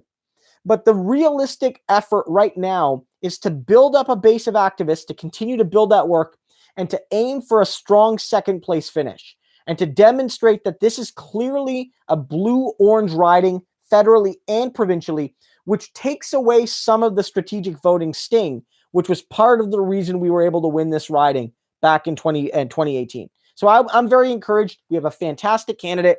The federal fundraising's been iffy for much of this, this year. But the fundraising here in Kingston was better than it was at the start, at least, than it was in the provincial election, where we were doing much better overall. So yeah, the Kingston effort has been fantastic. They've done a great job. Okay, shout out Rammy Ram. Thank you so much for your support. And their question, how does supply management help farmers and citizens? Well, I'm not an expert on supply management, so keep this in mind. But the basics of supply management are that, you can, most developed countries have some kind of subsidies for their farmers, and you can either subsidize them by just giving them money, which is more the US model. You give subsidies to farmers, or you can manage supply, which keeps prices stable. So for dairy farmers, there's supply management, meaning that you can't overproduce, you can't just flood the market, which keeps the price of milk and dairy products stable. That allows farmers to more predictably predict how much they produce, which means they don't have to, go through booms and busts.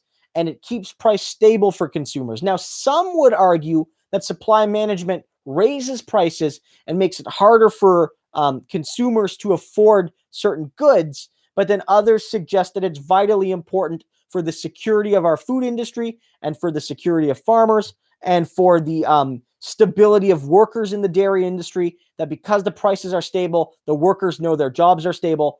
And this also applies to a certain degree to the maple syrup industry as well. You know, the NDP generally supports supply management. And while, of course, no system is perfect, I think it's better than the alternative. Okay, Amy Ames with a comment. With most polls suggesting the NDP is the only path to avoid a conservative government in BC, have any of the Liberals there used their strategic voting nonsense for the NDP? And their prediction is that no, and they never will. No, never. No, certainly not. No, the Liberal Party strategic voting is strategic voting for thee, but not for me, right? Like the Liberals don't strategic vote. They get strategic votes, right? Okay, Yeah. Drew M asks, should the NDP push for a maximum wage, i.e. top employers in Canada can only make, top employee in Canada can only make X times as much as the lowest paid employee at full-time hours? I mean, I think they should at some point, but I don't think it's going to be in a platform anytime soon. And I would bet that the average Canadian, for whatever reason, doesn't like the idea. It would be tricky to implement too. Do you do it in a broad economy? Do you do it by sector? How do you calculate it? How frequently do you do the calculations? Do you base it primarily on income or do you base it on wealth? Because if you do it on income, you'll be primarily affecting white collar professionals like doctors, lawyers, investment professionals. But if you do it on wealth, saying no person may have more than 10 times the wealth of another of the average or lowest person, you might have more of an effect. But of course, that's also tricky to calculate. Historically in the NDP, there have been musings of supporting a maximum wage. For instance, David Lewis in retirement in the late 1970s basically felt that there should be a maximum wage in Canada. But as terms of policy, it's never really been something we've seriously grappled with. It'd be very complicated and it would be very, very controversial.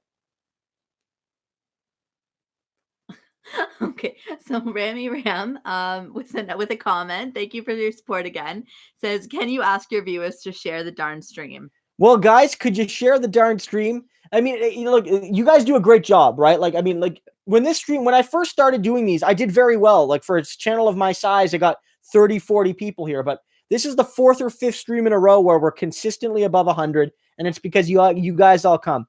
And the best way to support the channel is just watching the content, because the more you watch, the more YouTube tells other people that I exist and that they should watch me.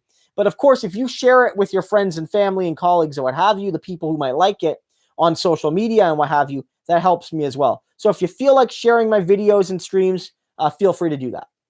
Okay, thank you for that. Thanks. Okay, Russer says, you must have answered this already, but can you talk about how to get involved locally, especially in a non-NDP riding?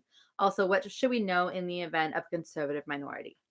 All right, so in terms of getting involved, whether you're in a big riding or you're in a small riding, the best way is to go to your local riding association. And sometimes they're more active than others, especially in small ridings. But in some ways, getting involved in small ridings is easier because they always need people. In some of the biggest ridings, like frankly, there are power struggles.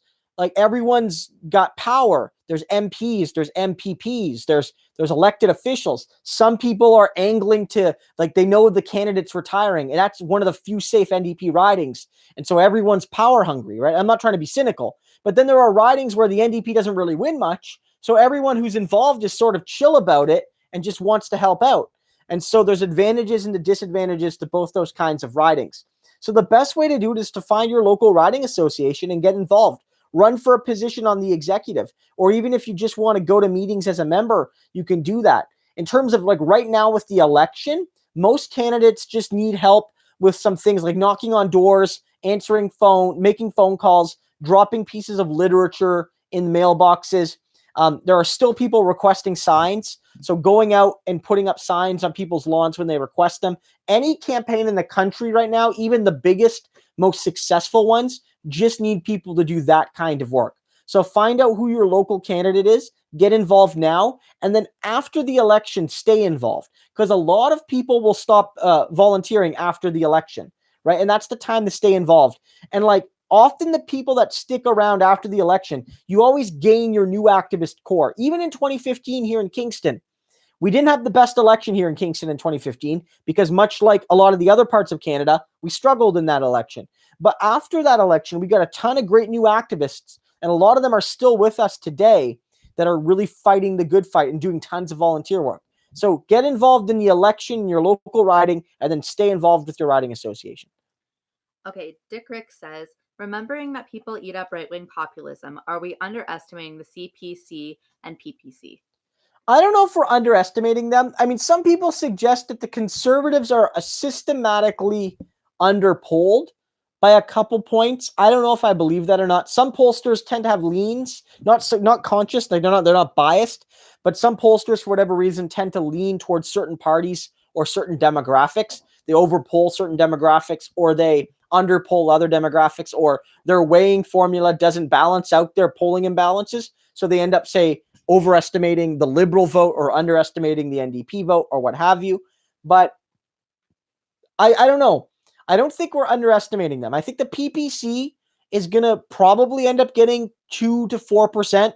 I think the Conservatives are going to be roughly where polling is indicating.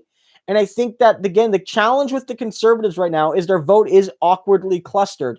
And so I don't know if they're going to have a great chance at a majority. None of this is to say that the Conservatives can't win again, of course, or that they can't win this election, but that the electoral math doesn't look as good for them as, say, 2011 did. Or for Doug Ford, the map looked really good for him because he had real good strength in the 905 area of Ontario, the suburban area. Whereas the NDP, we had the voter efficiency issues in 2018.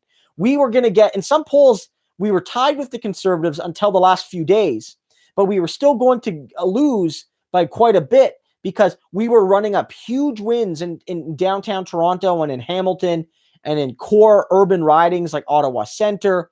But then we were losing a lot of close races, and then the Conservatives were sweeping entire suburban regions. And so the Conservatives' vote efficiency in this one really, really does hurt. And of course, if we're underestimating the PPC by, say, a point or two, which is possible, polling for parties that small is very erratic, right? Because they're always going to be a small part of your sample. And if we are underestimating the PPC, that means the Tories will be lower. The PPC's vote doesn't exclusively come from Conservatives, but it mostly comes from Conservatives. And so if the PPC is 2 points higher, it probably means the Conservatives are 1.5 points lower, which means that we're overestimating them. Okay, the Juice asks, what is the NDP stance on foreign policy? Maybe just give like a few talking points. Yeah, I mean, in general, the NDP doesn't have like a very, very left-leaning foreign policy. Like, I feel we could be stronger in support of Palestine, but we have the least bad position on most foreign policy issues. Our position on Palestine is the least bad, which is that, for instance, liberals and conservatives effectively want to criminalize criticism of Israel. NDP says that you have the right to criticize Israel. The liberals and conservatives have really bad positions on Brazil and Venezuela. Our positions are less bad. Jagmeet Singh is probably at the strongest in criticizing the United States. There, we're the only major party, although the Greens agree with us, I believe, that want to cancel the Safe Third Country Agreement because Trump's America is not safe for refugees. And Jagmeet Singh has been the only politician that basically said Trump should be impeached, and he's 100% right in saying it. So I would say we have a good foreign policy, but it needs to be bolder. And often inside the NDP, foreign policy is one of the biggest areas of debate between the party establishment and the party left. And the biggest issue often being Israel-Palestine. Okay, shout out for Justice for the Oppressed. Thank you for your support. And they say, what obligations are involved in joining the NDP as a member? You know, in terms of just joining, there are very few obligations. So, for instance, one of the obligations is that if you join the NDP, you can't be a member of another party. So that's one obligation. So, and the NDP is when you join federally or provincially, you're a member of both parties. So if you join here in Ontario, the Ontario NDP, you also become a member of the federal party. So you can't be a member of the federal Liberals and the Ontario NDP. That's just our party. That's our rules. You often have to pay a yearly membership fee. I think for students and low income people, it's $5. Like it's barely, it's for like the average one, it's $25 a year. You have to pay a membership fee. You don't have to donate any more money than that if you don't want to. And other than that, you literally have no other obligation. With that, you get access to be eligible to attend certain NDP events. If you get nominated by your riding association to go to some. And of course, when we have things like leadership contests, every member, no matter what, if you're a member by the deadline to be a vote, you will get a vote for the next leader, for instance. Although, because Jagmeet Singh is going to be prime minister for the next 15 years, we don't have to worry about that.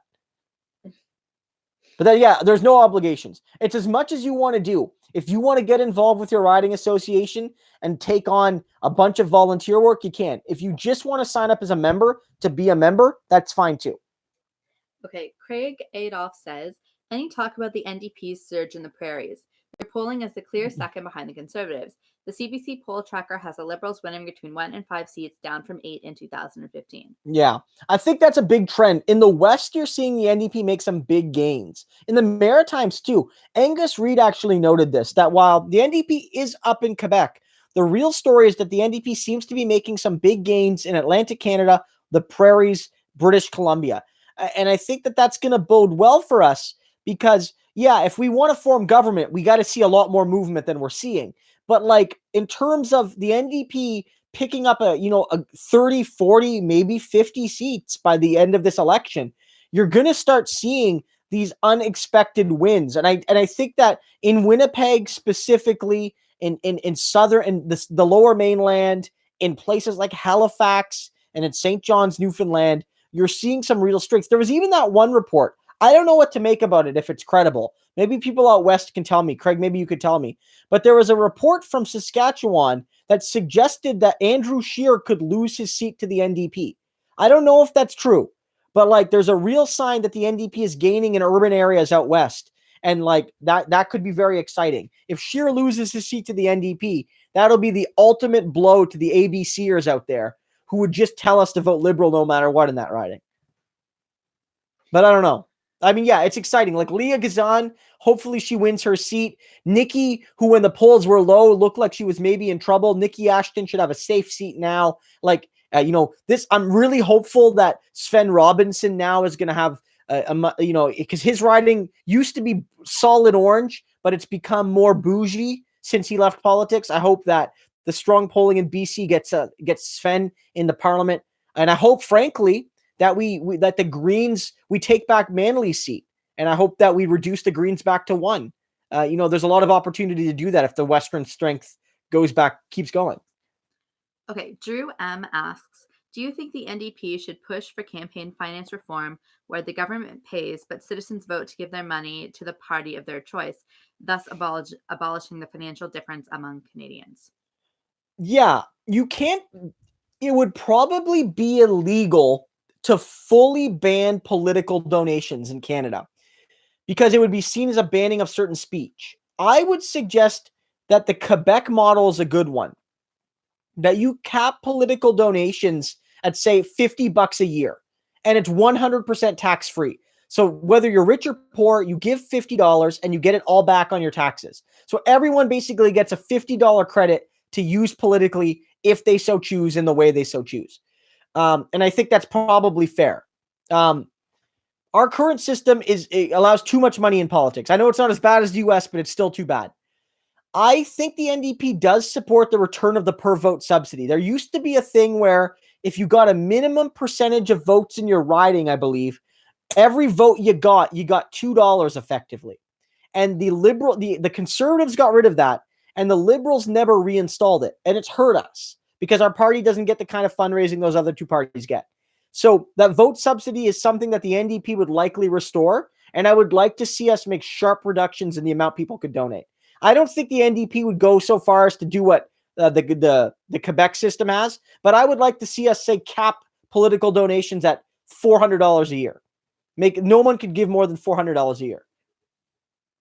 Okay, Dan Cordobin says, is Doug Ford hurting Andrew Scheer in Ontario in this election? Oh, 100%. Now, the question is how much and like where exactly. It's not going to be evenly spread in Ontario. Is he hurting them overwhelmingly in parts that were already going to vote Liberal/NDP anyway? These are the real questions. But 100% Ford is hurting Scheer. 100%. And he's probably hurting Scheer outside of Ontario because Doug Ford is one of the most well-known politicians in the country. More well-known than all but like a few people because he's so infamous, because he's his brother and all of the scandals and all of that. So Doug Ford is definitely hurting Scheer. There's a reason why Doug Ford basically disappeared for the entire summer. They took a 5-month recess because they wanted to not have to implement policies that would remind people of how bad the Conservatives are, and therefore remind people that, hey, Andrew Scheer has a relationship with Ford. They're not super close, but they're not disconnected. And so it's not unreasonable to say, hey, Ford did this. What if Scheer does something the same or worse? Yeah, 100%. And this is one of the reasons the Liberals are even having a chance right now, is that the anti-Ford vote just seems to be coalescing around them, even though maybe the NDP deserves that vote, given that we're the only party that's doing the opposition's work here in Ontario to resist Ford. The Liberals and Greens are offering no resistance at all here. Okay, Patrick Smith with a comment. He says, I wish the NDP were running on a strong, full-throated promotion of the Green New Deal. Yeah, I mean, it's hard to balance. The NDP certainly, earlier in the campaign talked a lot about the Green New Deal, and they had specific policy pieces. I mean, I wrote my piece in the Washington Post on it, kind of touting the NDP's Green New Deal, and that piece got a lot of interest. People were very excited. I think, though, that, I don't know what it is. I wonder if it's polling. Like, climate change is a big issue, but Singh has made a conscious decision to focus on economic inequality and the need for better healthcare. And that's been where his main focus is lying. And I wonder if that's where people find the NDP most credible and where we need to go. And so it could be based on strategy. It could be the case that people, whether it's fair or not, they just don't see our green plan as good as the green plan offered by the Greens.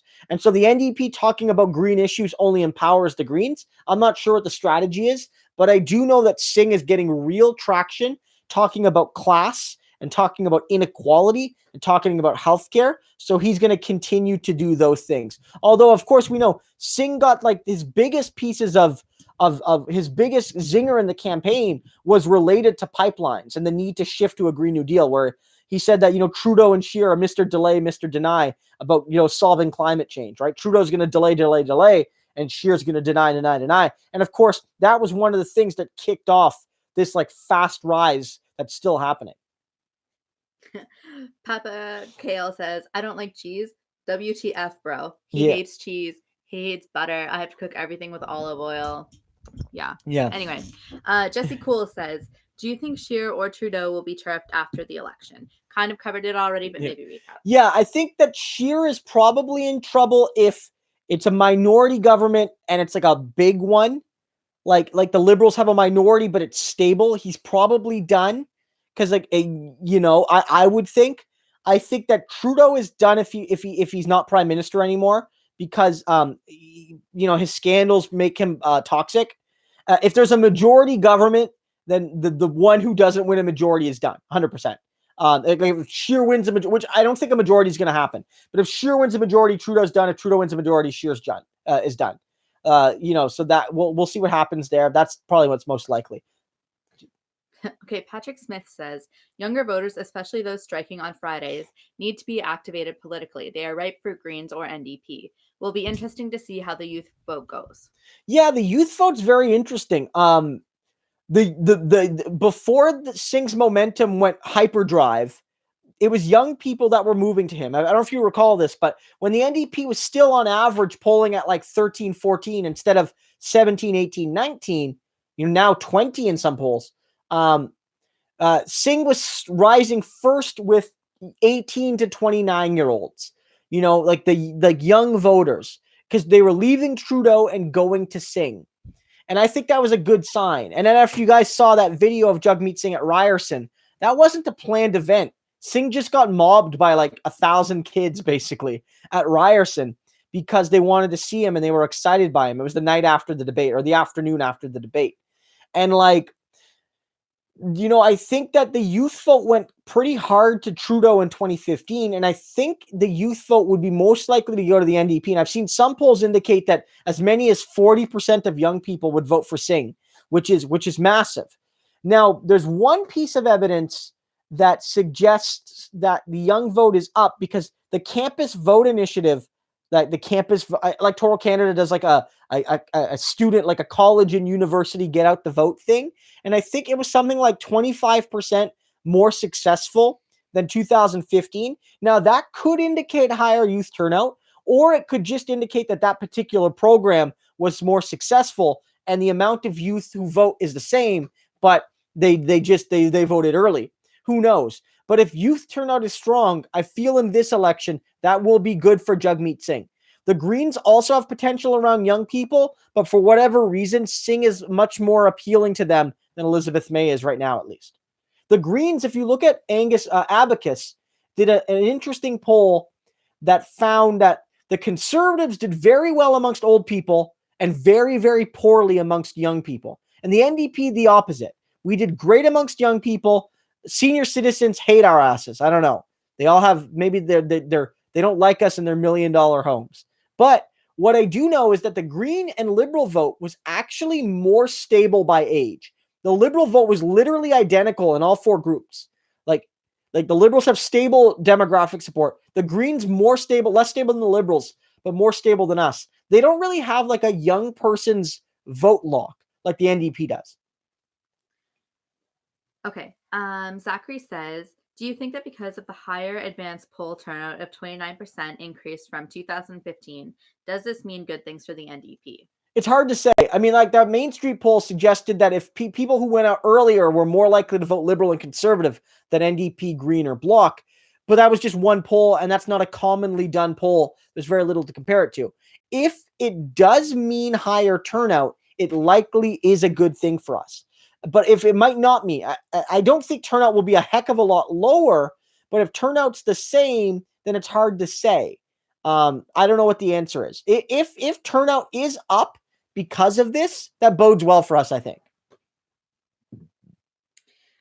Okay, there's a ton of comments, so it's hard to search through. I like that. It's great though that like people have like the discussions in there because it's just I like that we form this little community and a lot of you guys have sort of like made these like relationships. It's really cool to see. I noticed this like when I watch David Dole streams, like his chat window is like it's like going at like 40 miles an hour because he's got like 1,000 people watching or 800 people or whatever. Okay, Zachary again says, do you think that the Green Party support is, I always mess this word up, analogous to Elizabeth Warren supporters in the States because both groups are predominantly white and well-educated? I mean, to a certain degree, I think Elizabeth Warren is far more progressive than Elizabeth May. And I like Elizabeth Warren a lot more than I like Elizabeth May. Although I'm not as huge a fan of Warren as, of course, I am, Bernie Sanders. The only American politician, I think, that would probably actually be in the NDP if they lived in Canada. I mean, the Greens the Greens are very interesting. The Greens, on some issues, are one of the few parties that approaches the NDP on diversity. The Greens are running almost gender equal candidates, and the Greens are running a lot of LGBTQ candidates. The only other party that beats them on those fronts is the NDP, because we beat the party on diversity, every other party on every metric. We are the most diverse party, and we have the most diverse slate in the entire history of our country. Maybe, honestly, in the history of all political parties in the West ever, we're running the most diverse slate. It really is that incredible. The work that's been done to build a slate of people that represents the people of this country. But the Greens have the least racial diversity. They have the least racial diversity. And I think that is an issue. That really is an issue because the Greens being hyper located in certain areas and the Greens not having a lot of Indigenous and racialized people in their party really shows how some of their environmental issues lack the comprehensiveness to be truly effective. And I think that that's one thing they're going to have to work on. And until recently, the NDP was super white. It was super white. Like we were way whiter than the liberals and conservatives. And we had some of those issues. We had better policies than the liberals and conservatives, but we often lacked people of color in the room to give credibility of those policies in certain communities, but also to understand our various blind spots. 100%. Okay, so Rami Ram with some more support says, can you remind people they can super chat to support? Yes. Rami is like my manager right now. He's just like, look, you got to push the metrics. You got to get the thumbnails right. No. Rami's right. Certainly the ways you can support this channel, of course, watch the channel, share the channel. You can use super chats to support me here. But of course, you don't have to. I do these things because I want to like share my message and hear from you guys. If you don't have the means or the desire, you don't have to donate it. This is a free space for anybody who wants to be here. Also, if you want on a more ongoing basis, you could support me on Patreon. I have a Patreon account. I believe the link is in the description of this video, but it's also just my name on Patreon. And if you give money there, you get access to certain bonuses like having my name on on my credits. I have a special Slack group for people who give me a certain amount of money. If you give me a lot more money, I'll do a dedicated video of your choice. And if you give me a lot of money, I will give you, in addition to all of that, a free copy of my book, which retails at $35. So, there's lots of ways to support me. But hopefully, Rami, I pushed it good enough for you there. Well, Justin was motivated. Thank you, Justin. See, it's already working, Rami's like, see, you got to get the metrics. Thank you, Justin. Thank you, Justin. Thank you so much. Okay, question. Josh says, not Joshua Head, a new Josh. A new Josh says, how can a federal pharmacare plan even work? Don't the provinces run healthcare? Yeah, there are challenges, right? There are challenges with how that would work. The way you make something like dental care work is a little bit easier. What Singh has done is said, look, we're just going to give money directly to families for dental care issues if they make under a certain amount of money a year. And you could just do that. With pharmacare, there will have to be some negotiations with the provinces. But it requires federal leadership. And I mean, look, the reality is that it's the same thing with healthcare. And there was a time where people thought Medicare would be impossible for the same reason, which was that health was clearly a provincial matter. But because the Canada Health Act was created, the provinces were able to get access to federal funds to offer healthcare. And like that was part of the deal. And I'm confident that Singh will work with provinces to make that happen. Right? That's going to be a challenge, but it's something we need to do. Look, we haven't had a major social program built in this country forever because no one's had the will or the fortitude to actually go forward and push forward.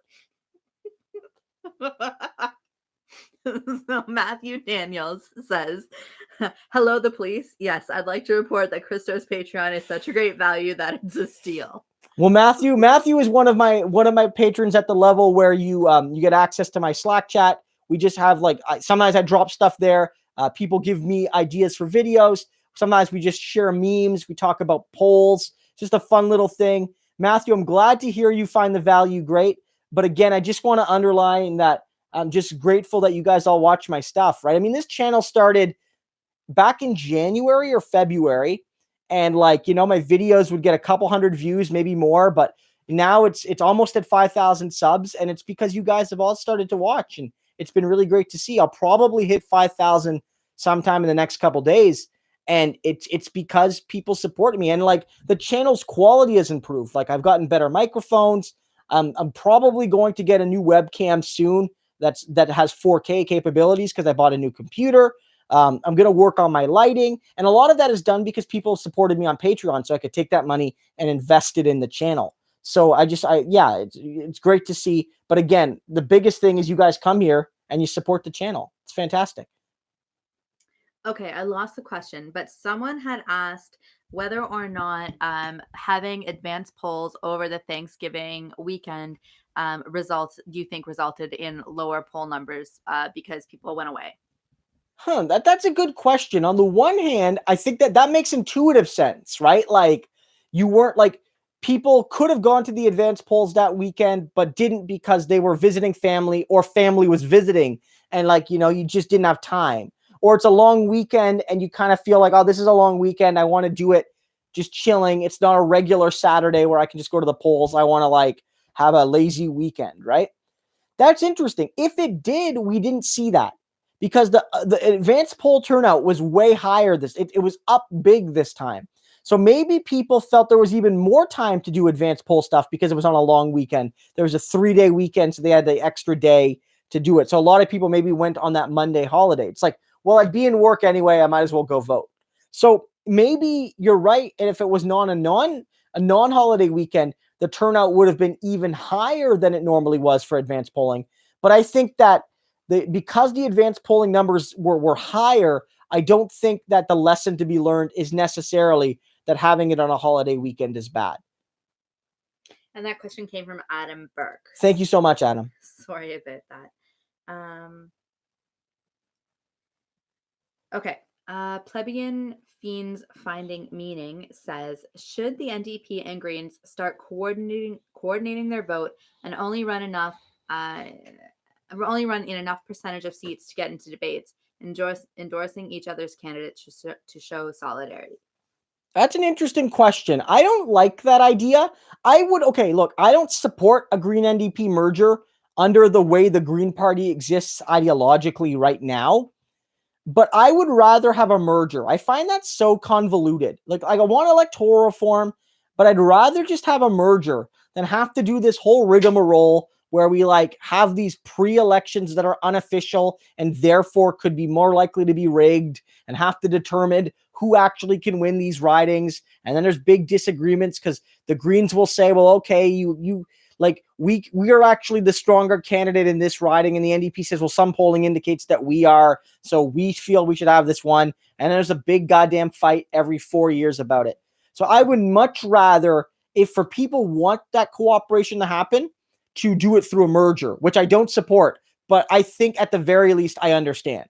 Like I get that more. I don't like that. Our system does not have the official mechanisms to ensure that it would be done smoothly. Some other countries have those systems where parties can join pre-electoral coalitions to support one another. We don't have that.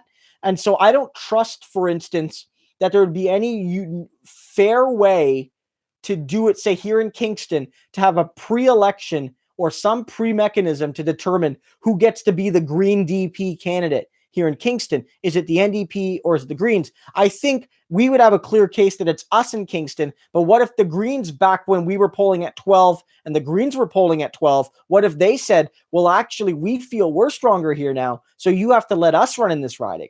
And then 3 weeks later, the NDP's polling at 20%, and now we're like, holy crap, we made a mistake. I don't like that. Merger or nothing. Merger or nothing. Okay, Zigzag wants to know if you've ever considered running for politics. I have, but not seriously. I've considered considering it, if that makes sense. I've considered running for nominations at some point. Often I haven't because it hasn't been the right time in my life. Often it's because I feel the person running or persons running would do a better job than me. And so like, why waste my time and everybody's time for somebody who's going to do a better job? So I wasn't planning on running this time, but I saw Barrington Walker running here in Kingston. And even if I wanted to, I'd be like, well, this guy's going to be a better fit for the job than I am. No point in me running. I'll just support the guy. Also, there's a whole bunch of issues. I've done a lot of social media and a lot of stuff. My vetting process would be very long and onerous just on my writing alone, let alone my YouTube videos. And further to all of that, it's like I have to consider what's best for my family. Putting burdens on Brianna and my young son and all of that. And Brianna, I think, would actually be more likely to run for office than myself. And Brianna has been directly approached by the NDP to run in certain ridings and hasn't. I haven't formally been approached by the party. But Brianna is very defensive of me when people are mean to me. That's good. We're going to stop And so if I ran for office, people would be mean to me by the thousands, and Brianna would probably slap somebody and end up in the news. So Brianna doesn't like it when people are mean to me on YouTube. So I can't imagine what it would be like if they were mean to me in real life. Okay. So Rami Ram again with the super chat. And he says, what are your favorite Canadian political content creators? Can you do podcasts of your live streams? Oxford NDP is in the house. Yeah. Great to see you. And Oxford NDP is one of the NDP riding associations that shares my content on Facebook more than most. They're one of the, whenever I post something on Facebook, a good amount of riding associations will share my videos, but they're one of the more active ones in terms of sharing it. So thanks to the Oxford NDP. In terms of podcasting, I'm not against it, but like people have said, well, why don't you convert your content to podcasts? The problem with this is that this is one big long question and answer. I don't know if it works as a podcast. I feel like if this was a section, it might work. I also feel like if I'm going to do a podcast, I would like to do it with somebody. Brianna and I have talked about maybe doing a podcast. Maybe I could do one with another content creator, but I feel like I wouldn't want to do a traditional podcast as a solo endeavor. And my videos are too short and have two varying lengths. I'll put a 3-minute video out, and then the next day I'll put a 17-minute video out. One day I'll put out 3 videos. The next day I'll only put out 1 video. One day I'll do a video, like, so I feel my content isn't as live streamable or as podcastable. So if I wanted to do a podcast, I would do new content specifically done as a podcast. In terms of creators I like, Canadian political, one of my favorites is David Dole. A lot of you guys know David. He does Canadian politics at the Rational National. If you search David Dole or Rational National on YouTube, you'll find him 100%. He's got a much bigger channel than mine, and he's been a sort of a mentor to me on YouTube. He's fantastic. I've been on his show. Does a lot of American, but still some Canadian. Who else? Other Canadian. Michael Brooks, I've been on his channel. For an American politics channel, he does cover Canada semi-frequently, which is greatly appreciated. There's not a whole lot of Canadian shows from a left perspective cover Canadian politics. You have JJ McCullough, who does it from a right of center perspective. But in terms of left-wing Canadian voices on YouTube that don't do politics in an electoral sense, but do more political, like intellectual and political things, there's Thought Slime, there's Mexi, there's Step Back History. Andre Demise is on Twitch now more than YouTube. He's really good. He's also a big-time writer with Maclean's and stuff. He's well known before he started doing Twitch stuff. There's also the Surfs, who are active more on Twitch than YouTube, although they are active on both. They do a little bit more electoral stuff, but not strictly. Those are some of the big Canadian creators I like. But again, not all of them do like electoral politics. But like, so Mexi, she does a lot on like on feminism and on environmentalism and things like that are obviously political, but aren't rooted necessarily in like our discussions of votes and policies and polling and horse races. So it's different content, but it's all part of the same left ecosystem, which is growing really, really fast on Canadian YouTube. It's growing really, like David and I were talking about it, where he was doing a live stream of the English debate on and then he was like, "You want to come on my stream?" I was like, "Well, I can't because I'm going on the Surfs." 6 months ago, there would not have been multiple Canadian left YouTubers live streaming an English Canadian debate on the CBC. And that's a new thing. And it's a sign that we're growing on this platform.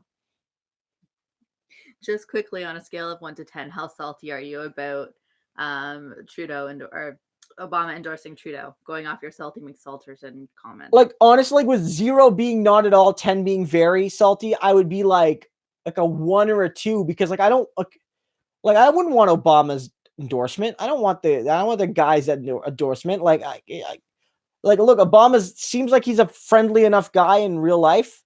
I appreciate what he did to break down barriers. There are millions of children around the world who look at his photo and dream like they have never dreamed before. And I don't want to deny that. Obama is a transformative figure simply for what he did. But Obama was also, did awful things. He did war crimes. He did terrible things. I wouldn't want his endorsement. I wouldn't want Hillary Clinton's endorsement. I wouldn't want any major American politician's endorsement, with the exception of like Bernie, most of the squad, and maybe Warren in a qualified sense, although I don't know about that one even. So like, no, it doesn't make me salty at all. It made some people salty, but look, I'm surprised Obama made the endorsement, but if Obama was gonna make the endorsement, it was gonna 99.9% be Trudeau anyway. So it's not anything off my back.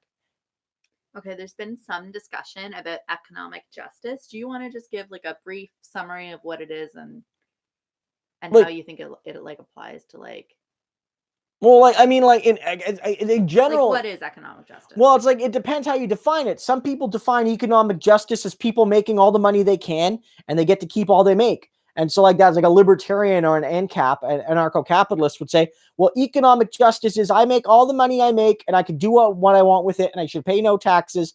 And that's economic justice. And if you starve, you die. You deserve to starve and die. That's justice. What I would argue is that economic justice is that people should have a functionally the same amount of resources, not necessarily needing to have total equality, because I don't know if that's practically enforceable, but a system where inequality is so trivial that intergenerational wealth cannot be passed on in any effective manner. So, for instance, I would, in my ideal world, support a system where the richest people can have no more than 10 times the wealth or 5 times the wealth as the lowest people or as the median wealth holder in the country.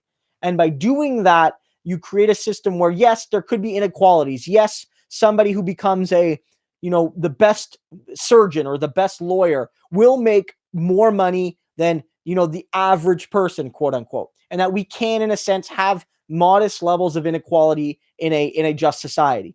But that level of inequality cannot be used, for instance, to cloister yourself away from regular people. That money can't be used, for instance, to gate yourself off in gated communities. That money can't be used, for instance, to pay for private schools, because I would destroy private schools. I would end them. You know what I mean? Like, and for things like that, like getting rid of intergenerational inequality through systems of taxation and redistribution and of worker and collective ownership would be my mission. That's my conception of economic justice. Okay, Zachary Galvine says, do you think as millennials and boomers age, does this mean a shift of politics to the left? I mean, I hope, like, or it could be that we just become shitty when we get old, and then our kids are going to be like our stupid parents that, do stupid racist things. And like, we're like back in our day, things were great back in the 2010s. The memes nowadays, I don't understand the memes. It's the Simpsons where like, where grandpa, it's a flashback to the Simpsons in the 70s. And grandpa was like, I used to be cool, but then what was, I used to be with it, but then what it was changed. And now what is now it is scary and foreign to me. It'll happen to you. I bastardized that quote, but you guys know what I'm talking about. And so it could very well be the case that once our generation gets older, we could become more conservative, right? Maybe not on every issue. Like, for instance, old people today are more welcoming of LGBTQ people than old people were 20 years ago. But in terms of a broad shift to the left where, like, we fundamentally changed the social order, I don't know about that. It really depends. I mean, in some ways, our parents shifted economic policy to the right. As they got older, they got more and more conservative. And now, and that's why, like, the NDP is more right-wing than it was on economics than it was in the 1970s. And it's still the most left-wing party in the country. And that's a sign that we've moved rightward on economic issues, right? So there's no guarantee. There's no guarantee. I mean, I'm hopeful, though. I mean, young people are rad. Young people are super rad. They're way more open about their sexuality. They're way more open about social justice.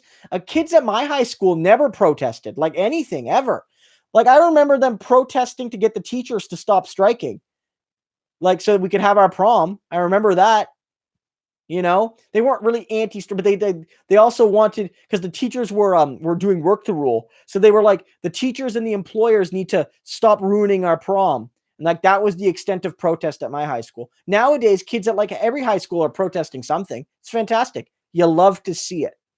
And I think we should acknowledge too, though, that like, you tend to skew, like, older people are like the worst. But there are some like hardcore boomer activists, No, you're right, who built the party, yeah, and who did a lot of amazing things. Oh, yeah, Rihanna's right. And there are some people who like only get more radical as they get older, right? 100%. But I'm talking on aggregate.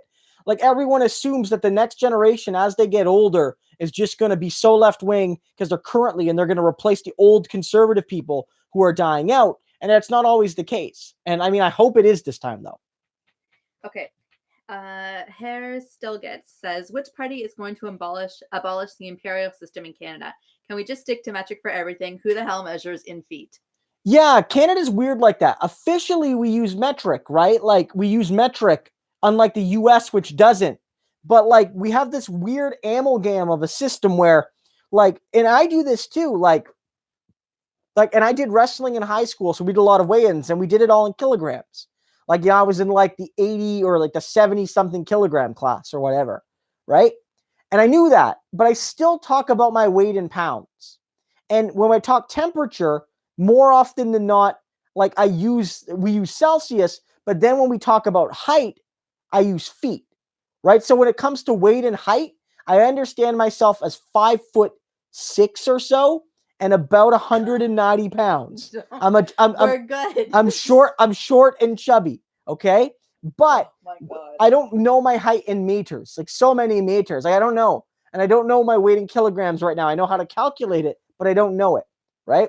And so like, that's what like really matters. Even in our house, before we got our new thermostat, I know metric temperature. Like I know the Celsius gauge of temperature under the non-Fahrenheit model way better. I understand that, but for our house, I don't get it as much because we used to set our house temperature based on Fahrenheit. So in Canada, we have at the informal level, we're in this weird system. So it's like in school, we teach kids meters and kilograms, not pounds and feet, but we still use them in popular culture because of the American influence. So I think honestly, the way we would fully rid ourselves of it is if the Americans start to make the shift. We need to talk about boundaries. Yeah. Personal boundaries when it comes to sharing. Okay. Craig Adolph says, thanks for your support. And he says that you needed some Teamsters there at your high school to support the teachers. Well, I mean, I think Craig specifically said he wants them to beat up scab students. I wasn't going to advocate for beating up children. Look, so I'm saying, I fixed it. How about this? If there were children beating up other children, then that's okay. Okay, we're going to stop that. Okay. We're all joking here. Yes, we're all joking. Damn, my thing moved. Okay, the question was about something. I'm finding a new question. Okay.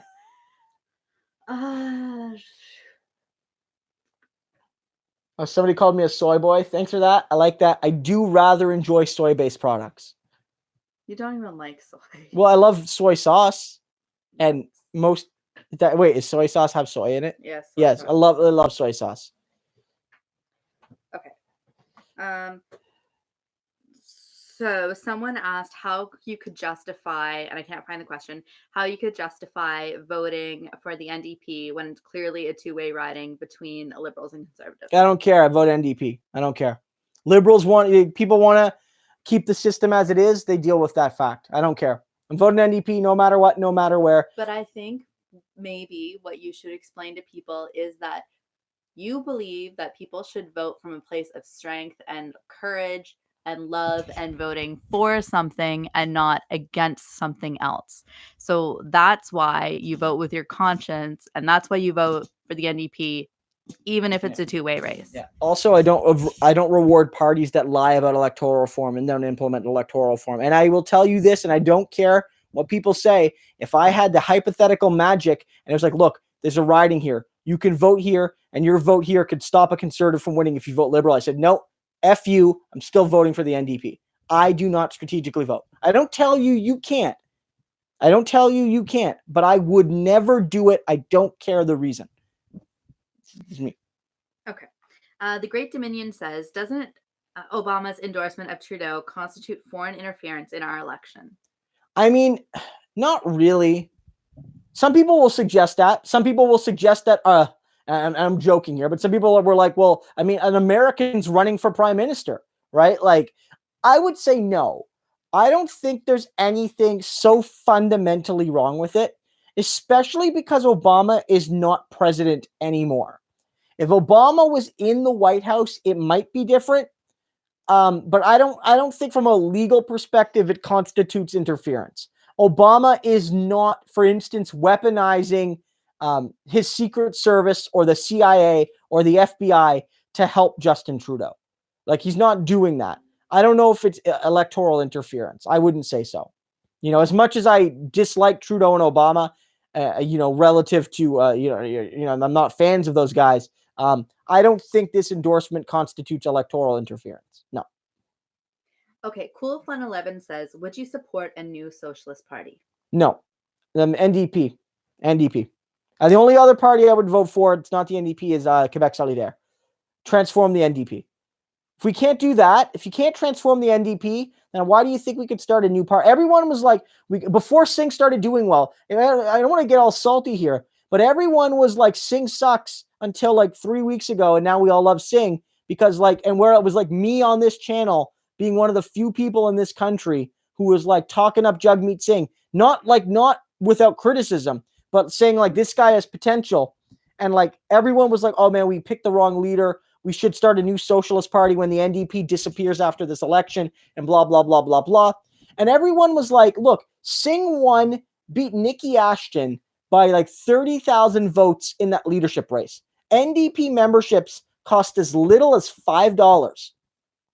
Are you telling me that you think we could start a new socialist party to take over the entire country and do what the CCF NDP, which existed for 80 some years, has never done, but you couldn't organize 29, 30,000 people to pay $5 to $25, depending on their income and stuff, to vote in one riding thing where you can do it online with an easy code. And if you can't do that, there's no goddamn way you're going to start a party to do what the NDP can't do. It's just, it's irrational.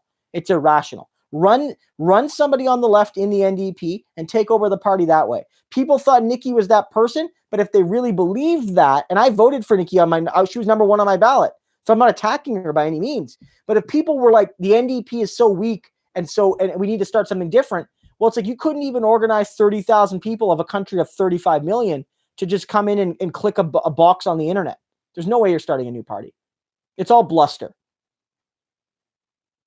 Okay. Stephen Colbert Cheese, so not the real Stephen Colbert, said, hello, Christo. Would you say a liberal minority with NDP holding balance of power is more than 50-50?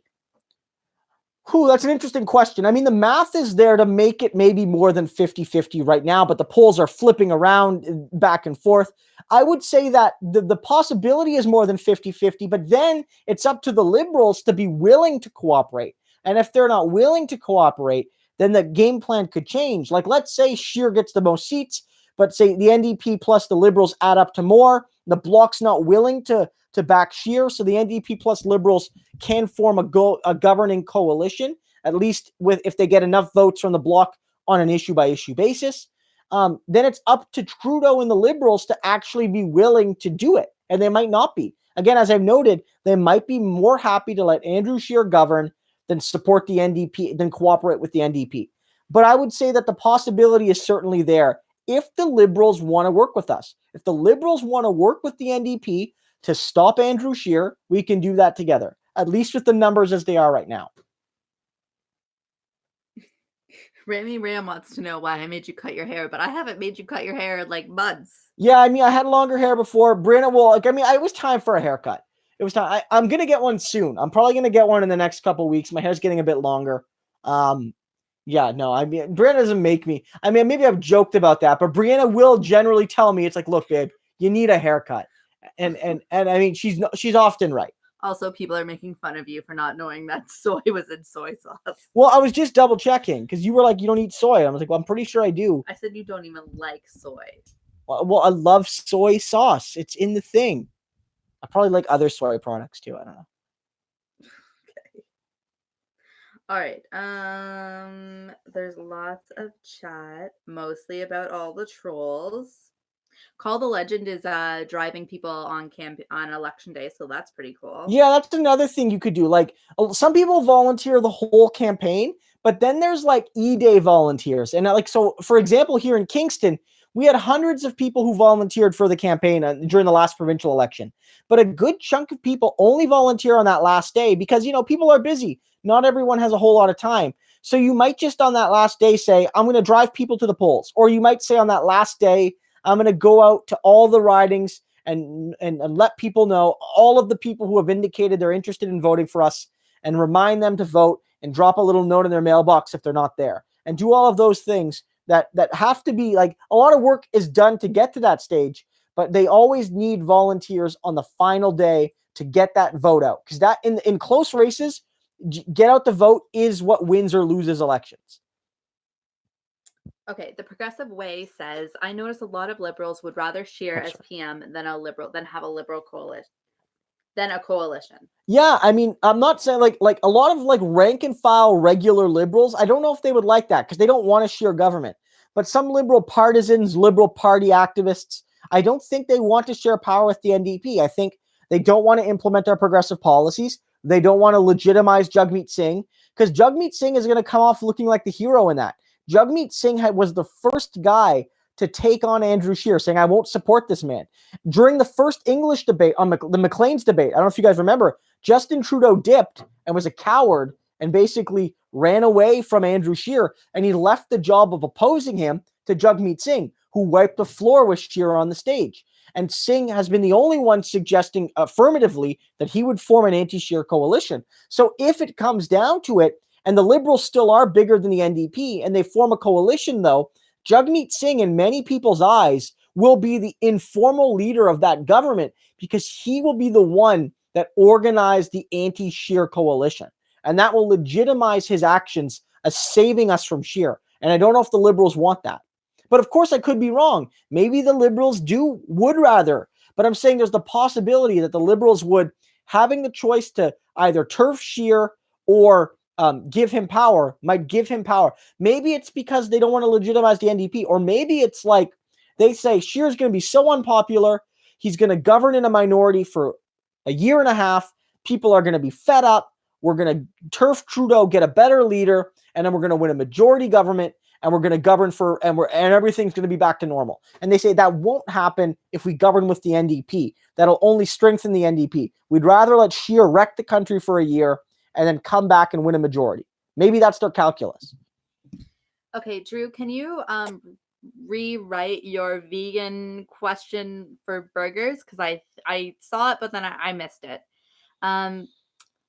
North American, thanks for your support. And they say, sorry, but oat milk is best. Oat milk is best? Oat milk is best. We drink almond milk. Oh, okay. We might have to fight. Okay. Anyway. Okay. Good to know. So hopefully, Drew, you can rewrite that question for us. Jaggy Man wants to know, are you a political science prof? No, right now I'm a postdoctoral fellow in the Department of History at U of T. So I'm not currently teaching right now, but when I do teach, I teach as a historian.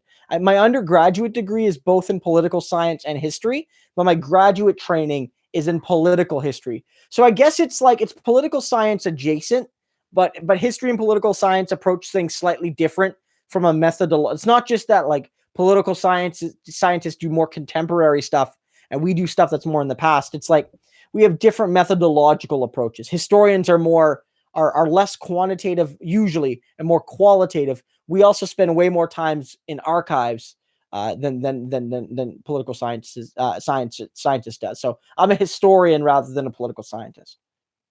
Okay, Gavin Gill says, what was the appeal behind Nikki Ashton? I didn't find her compelling at all during the leadership race. I mean, Nikki had her weaknesses like everybody in that race did. None of the candidates were perfect. But Nikki appealed to a lot of people because she was young. A lot of people like that. She was the only woman in the running race. A lot of people like that. And I'm not trying to reduce it to identity, but it's like those things matter to people, and they're not wrong to have them matter to people. But Nikki was clearly running on like a left energy. There were a ton of young people supporting her campaign, so it had this very youthful energy to it. She was running on bold left-wing policies that the others sort of weren't running on, but the gap wasn't as evident as it was in 2012 when she first ran.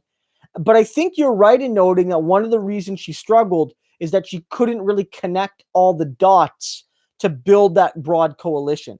Like she had the good policies, she had the young volunteers, there's that potential there, but she couldn't make it click, which is why I think she finished third, although she was much closer to second than a lot of polling predicted.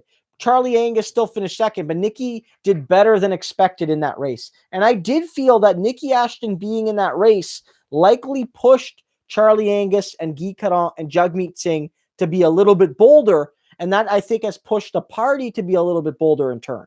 So she had a role to play, even if ultimately, maybe she wasn't, the choice for a leader for people. Okay. So Drew M has rewritten his question, and he just wants to know what your opinion is on vegan burgers. Have you had a vegan burger yet? I don't know if I've had vegan. I've had veggie burgers before, and they taste like, if they're good, they taste similar to regular burgers. I mean, Brianna and I aren't vegetarians or vegans, but I haven't had like vegan burgers as like a purposeful thing in a long time. So I mean, I'm not opposed to them, and people can. I'm glad that if people enjoy them and that for whatever reason, whether it's ethical or health reasons, they choose not to eat meat, but they enjoy the flavor and textures that meat provides, then if they can find good substitutes, it's great. It's fantastic. Okay. Justin Stuzak gave us a donation and has been active on the chat tonight, but is a Justin Trudeau supporter and wants everyone to vote for Justin Trudeau. So thanks for that comment. Craig Adolph says, who also supported us tonight and has been asking some wonderful questions, says, anyone thinking about volunteering on E-Day, do it. 3 to 5 of the 44 seats in the NDP won in 2015 were won by less than 350 votes. Yeah. That's the get out the vote effort. Yeah, I know, you're right. I mean, if you think about it in a certain way, it's hard to quantify directly how many votes one volunteer could generate. But let's say on the election day, you pick a few neighborhoods and you go to every house in that neighborhood that has expressed interest in voting NDP. And if they're not home, you drop a little thing on their door or their mailbox to say, hey, keep in mind until 8 p.m. I don't know what time do polls close, guys? Check that. I don't want to say time, but until X time, you can go vote. Make sure you get to the polls. And if you can drop, say, 500 pieces of literature and even 1% of the people are reminded about that, you've just gained 5 votes likely for the NDP. And if, and like you said, if 50 people do that, then that's like 150 votes, which, as Craig noted, would be halfway towards that difference. So get out to vote. Volunteering is very important. Very important. It's how you win close ridings. Okay. Rami Ram says, I grew up in a trailer park as well. Can you tell us about growing up with Leahy? I mean, my trailer park experience was different. We didn't have trailer park supervisors like that. We didn't have any Randys or Leahys or any Bubbles, Julians, or Rickies. It was a lower income neighborhood. I didn't grow up with a whole lot of wealth, but it was like it was almost like a suburb in some ways. It was out a little bit further out of the city, but it was like safe and clean and people were nice. And, that's what, when Trailer Park Boys used to almost bother me in a way because I felt like it was making fun of my people and myself. But then I realized that there was also like some good commentary there. And generally the people in the park were portrayed as good people who, were faced systematic issues. And, the show, I think, did a really good job at making fun, but doing so from a position that wasn't mocking the poor, at least in a general sense. So, my trailer park experience was much better than Sunnyvale. I can say that. Okay, shout out to Sage and Fool. Thank you so much for your support, and I think a first-time commenter from no, Sage has been around. Yeah, Sage has been around. Oh, yeah, awesome. Maybe not on ones you've been on at least, maybe but Sage has been around. Yeah. And they say, I think Obama endorsing Trudeau is as powerful a medal as if Putin endorsed Clinton. Well, I don't know about that. Obama is popular in Canada. If you polled Canadians on if they liked Obama, a majority of Canadians, including probably a majority of conservatives, would say yes. But I don't know if that's going to flip very many votes. Maybe it will, but I don't know. I don't think it'll hurt Trudeau a whole lot either. I think it's like very interesting because, again, I'm not surprised that Obama would endorse Trudeau. I'm surprised that Obama would make an endorsement. It's weird. It's not something you often see. Okay, Scott Crawford asks, what are your thoughts on Augusto Pinochet? Not a fan. Not a fan at all. I mean, I'm not a fan. It was an undemocratic coup. A sign that America put capital O fascism ahead of democratic socialism. Yeah, not a fan of Pinochet. Okay, Zachary asks, what are your thoughts on anarcho-syndicalism like Noam Chomsky advocates? I mean, I find myself like, and I'm not using this. I find myself to be more statist. Like I'm not really an anarchist. I like my planning. I like my crown corporations. I like my worker ownership, and I like my cooperatives. But I like my big crown corporations. I like my I like that, right? So I would say that I'm not so much anarcho, but I see the necessity of what anarchism has brought to the left to dissuade over centralization. And I think, and I've done a video on this, and I've done some chats with David about how I think, democratic socialism and, more Bolshevik matters and anarcho-syndicalist matters all can't, they need elements from one another, because, anarcho-syndicalism alone, pure, moving to a system without much state influence and having worker ownership in a direct sense will create inequalities. The workers who own the most profitable industries will over time form class structures, and they will oppress workers who make less than them. And cooperatives have shown us, in capitalist societies at least, that the owners of the cooperative will eventually just start hiring non-owners to do the work, and they will exploit them as a collectivity of capital, right? So you need state structures, I feel, to ensure that models of worker ownership do not re-replicate themselves as new proto-bourgeoisies.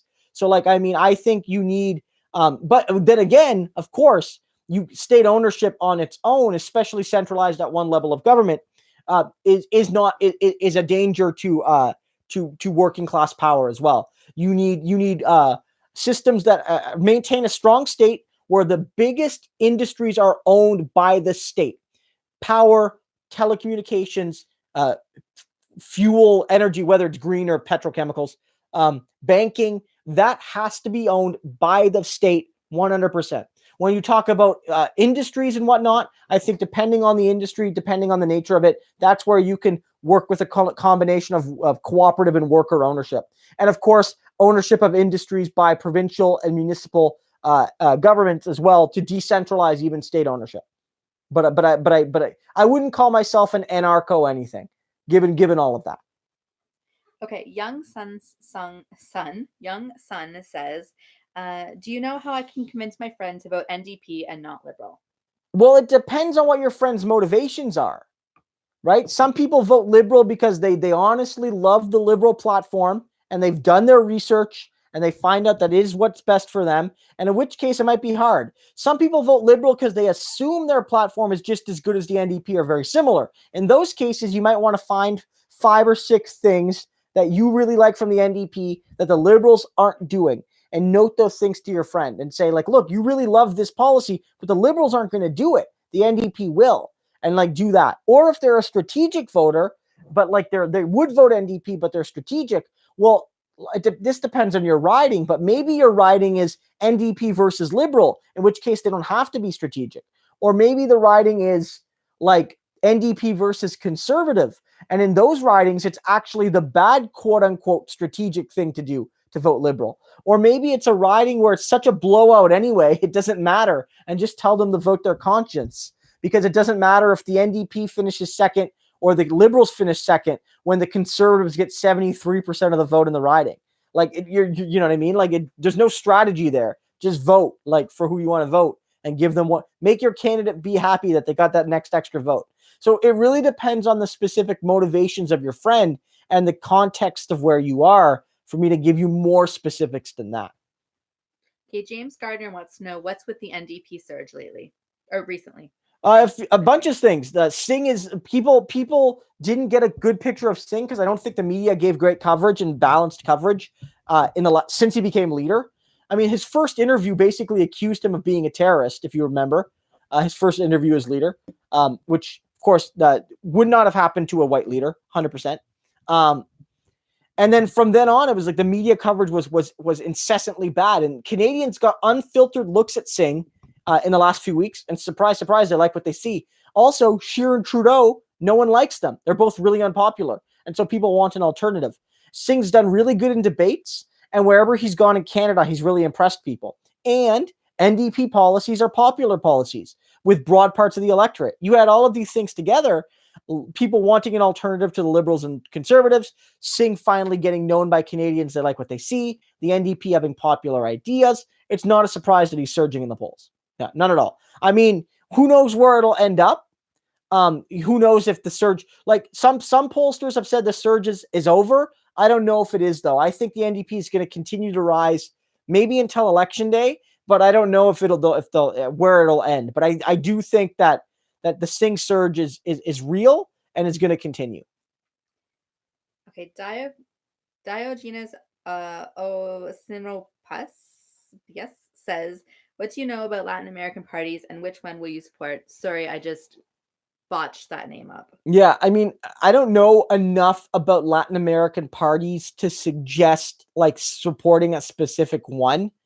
Like, I don't want to make a specific claim. I mean, I'm a democratic socialist, so if I studied a country and found the party that best fit my model of democratic socialism, but in terms of picking a specific party in a specific country, I don't want to suggest something that I'm not knowledgeable on. Sorry about that. It's just I don't want to do that. Ooh, okay. Jonathan Castle says, if Jagmeet becomes PM, who would you want to see in his cabinet with what portfolios? Huh. I mean, well, this would be like a bigger question because like you would like there'd be a lot of cabinet positions, but like Guy Caron, I think would be a good finance minister. I think that would be very interesting. He's extremely capable. Jagmeet obviously trusts him. I think that giving a key position to a Quebec, because let's say if the NDP will want to ensure that Quebec is well represented, not just in numbers, but in key positions. I think that you'd be starved for choice for Minister of Labor. There's so many great labor activists. I would love to see like Sven Robinson take a key portfolio, maybe Minister of the Environment. Give Sven a key nod to the left of the party that they're not going to be put in the back caucus. I mean, with Indigenous affairs, I mean, there'd be a lot of great Indigenous people running, but you don't always have to go with an Indigenous person. Like as Jody Wilson-Raybould has noted, some Indigenous people do not feel comfortable basically becoming the warden of the Indian Act. But I think someone like Charlie Angus will be a fantastic Indigenous affairs minister. There's so many great choices. Like I'm just trying to think of like all the great portfolios that we have where we could put like great people, right? Like, you'd have to sit down and like yeah, plan it out. It's such like a yeah, and I massive don't want to question. miss people and miss key portfolio. Like, you know what? That should be a video. Yeah, that would be a great video. When we win this election and we form government, I will make that video. It'll be a great one. But yeah, like Minister of Health, there's a lot of great picks there. Like it's like but like it's like challenging too because it's like there's other things to consider. It's like who's the best man or woman for the job, but then it's also like regional representation matters, gender representation matters, and it's like fitting all of those together is like a question you would need to like sit down with and like who gets elected and then where do we put them? Minister of Finance? I would say Guy Caron. Like that's what I say. Yeah, Guy Caron. Say that? Yeah. Oh, yeah, Guy Caron would be Minister of Finance. I think he would be a great Minister of Finance. He would have credibility. He's a trained economist. And I think Guy Caron would be a Minister of Finance. Yeah, I think that would be. Who would be the Attorney General? Who I don't know. Emily Taman maybe. Emily Taman. Yeah, she's a lawyer running in Ottawa Centre against Catherine McKenna, Environment Minister. I think she's going to win that riding. She's a fairly well known lawyer, and so I think she might be a pick for Attorney General. Yeah. Nice. Okay. Uber Comrade said, "I live in Jody Wilson-Raybould's riding. I hear it's neck and neck with her and the Liberals. Would you recommend voting strategically, even though the idea makes my skin crawl?" Look, I mean, I don't vote strategically, and I'm not going to tell you how to vote. There would be like I would still vote for the NDP in the riding. Although having Jody Wilson-Raybould in Parliament would make for better political drama, which will bring more views to this channel. So I won't recommend anybody vote strategically. But if you want to make politics more exciting and more like WWE wrestling, then Jody Wilson-Raybould being in Parliament would be part of that fun. That's all I'll say.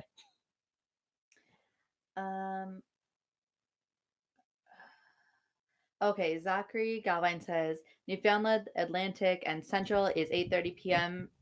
Eastern is 9:30 p.m., Mountain is 7:30 p.m., and Pacific is 7 p.m. for the polls closing on E-Day. Okay. Good to know. Good to know. So yeah, check your times. One thing to remember, guys, is that if you're in line when the polls close, it doesn't matter how long it takes, you get to vote. So if you show up 5 minutes before and there's a huge line, don't be discouraged by the fact that you won't get in before the time is over. They know that. If you're in line when the polls close, you will get to vote. So remember that. You might have to wait a little bit longer if there's a long line, but you will get to vote as long as you stay in that line. So there's a bit of discussion about like religion and like Jesus would vote for the NDP, whatever. But there's an interesting, like you wrote an article on Christian socialism. Yeah. So why don't you comment a little bit on that? Yeah, I mean, I've done a little bit of research on like labor history and Christian socialism and Labor Le Travail. It's an academic journal, but it's free access. If you look up my writing in Labor Le Travail, you'll find that article. And I've done some research to kind of talk about how in our that was more from the labor perspective, because there's been lots done on the NDP, the CCF NDP and socialism, and the NDP has been deeply influenced by Christian socialism. Many of our biggest names have been Christian socialists. Bill Blakey, Tommy Douglas, J.S. Woodsworth, Stanley Knowles, Andrew Bruin. I'm missing others. Sherry DeNovo. So many people have been deeply influenced by religion. Our party has long kind of brought this belief that like the religion is not merely a force for regression, but can rather be a positive force. And I know not everybody agrees with that, but in our party's history, the role of Christianity has been a kind of undeniable in shaping our party. And in many ways, our party was the most Christian of all parties in the when it was young, and that's one of the reasons it was the most left wing of all parties, because it really embodied that vision of solidarity, of all humans being equal, of all being equal before Christ and God. And like that narrative was radical, right? That was radical. And liberals and conservatives didn't believe it. They didn't believe it. They might have gone to church, but they didn't believe that, because they believed that certain like Japanese Canadians shouldn't vote. But like any Christian would not allow a system like that, any genuine one. And it was like that kind of like conviction from the NDP or from the CCF at the time that was very deeply influenced by religion. Now, the party's a little bit different today, but of course we have a leader right now who is an observant Sikh, and his observance of that religion does not make him unprogressive, but rather that his faith intertwines with his desire of progressivism in interesting ways. And I think that it's a sign that our party is carrying on that venerable tradition. Okay, Adam Burke says, I had someone tell me that they think Trudeau has not yet stated that he would join a coalition with the NDP against Scheer, because he feels that saying that before the election will lose him votes. My question is, do you agree? I'm not sure if it'll lose him votes or not. I think, though, that it's not about just winning or losing votes. It's about being honest with what your intentions are. Because here's the thing. Like, it's very likely we're heading to a minority.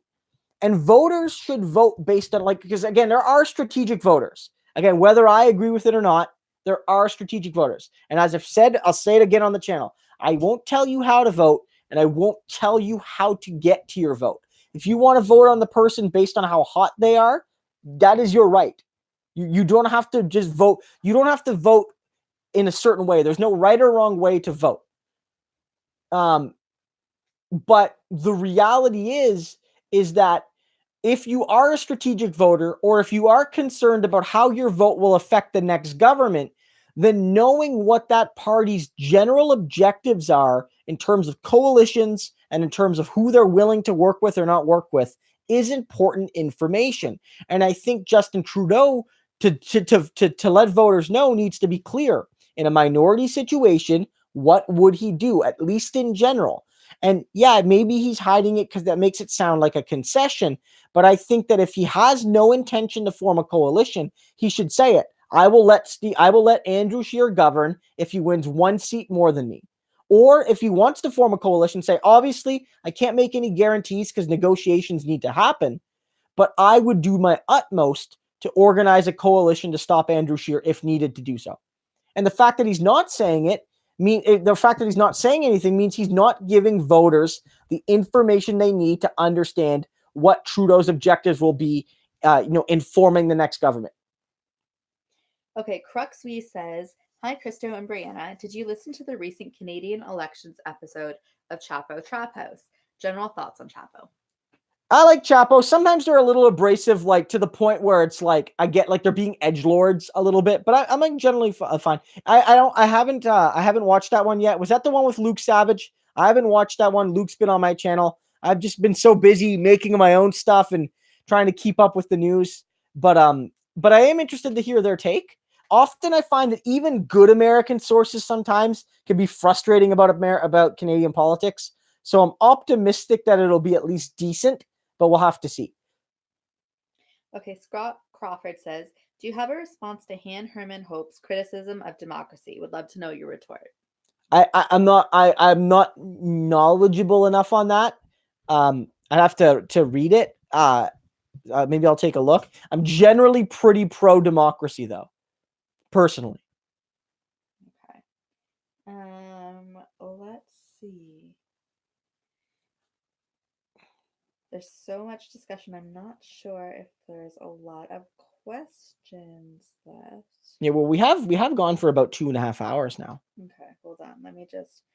Okay, if you guys have any questions, write them now. Yeah, we're gonna kind of cap them in the next couple seconds. Get the questions in. Yeah, no, this has been fan. You guys have been offering great questions. I mean, Brianna's just going through a lot of your comments right now, trying to filter them out and find some of the questions or see if there's any good comments that can sort of lead into questions. Yeah, I'm gonna jump right to the bottom. Oh, Comrade Internet is here, but hasn't asked a question yet. Well, that's okay. That's okay. I know. Not everybody has questions every week. People just come for the fun and for the revelry and for the camaraderie. That's true. Yeah. That's true. And to hear our voices. Okay, here's one from Sage and Fool. Canadians have healthcare but are every bit or more apathetic as Americans. Why do you think North Americans as a whole are so passive? I think we almost reinforce one another. Oh, just one quick thing I say here. Zane94 says, why don't the NDP decriminalize all drugs? That's actually one of Jagmeet Singh's platform pieces is to do that, is to decriminalize drugs. That's, of course, I don't know how it'll work out with all the details, but that is a general goal. In terms of, I think like the Americans are passive because they look to us and we're not doing a whole lot. And then we're passive because often whenever something bad happens here, we say, well, it's worse in the States. Or whenever we do something, well, it's like, oh, it's good enough. It's just a little bit better than what the Americans would do.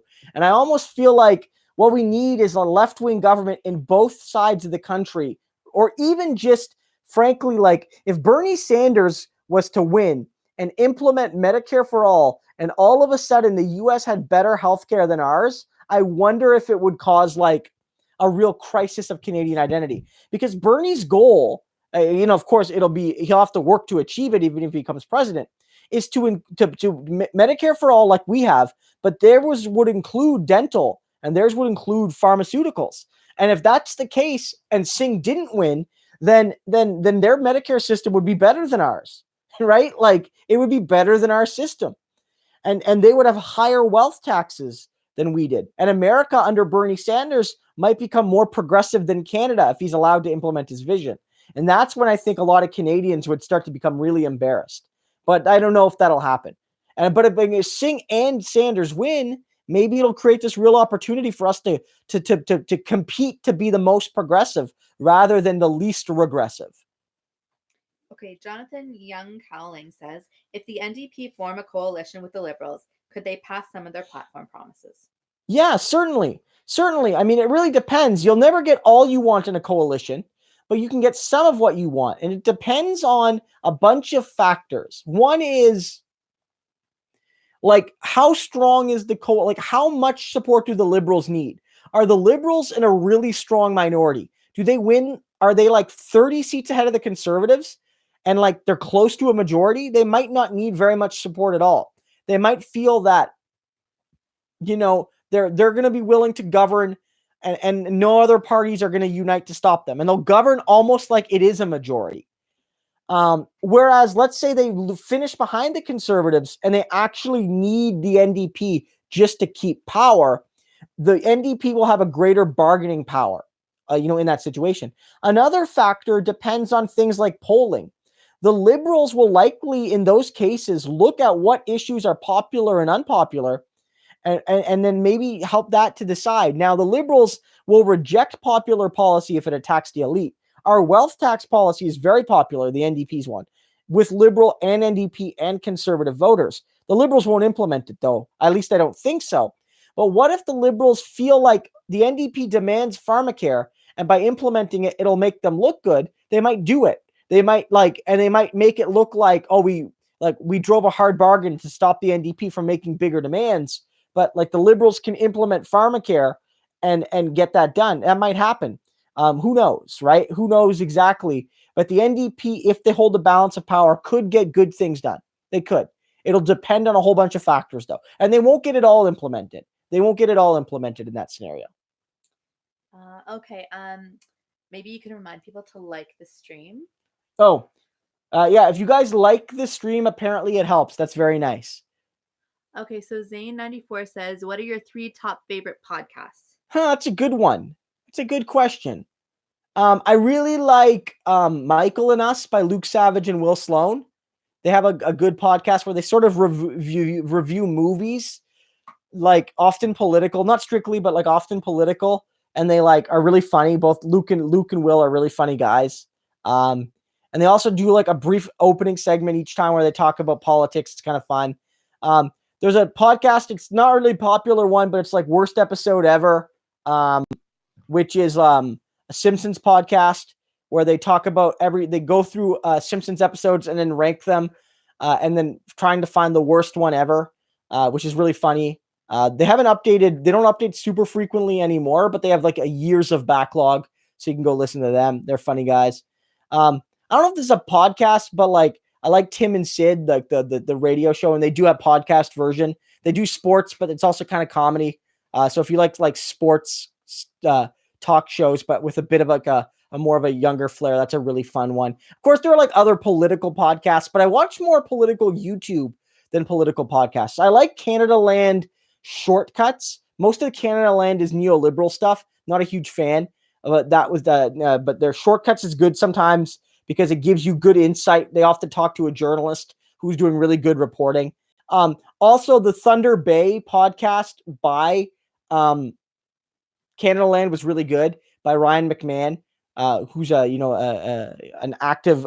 He's active on Twitter. He's an Indigenous writer and journalist and comedian.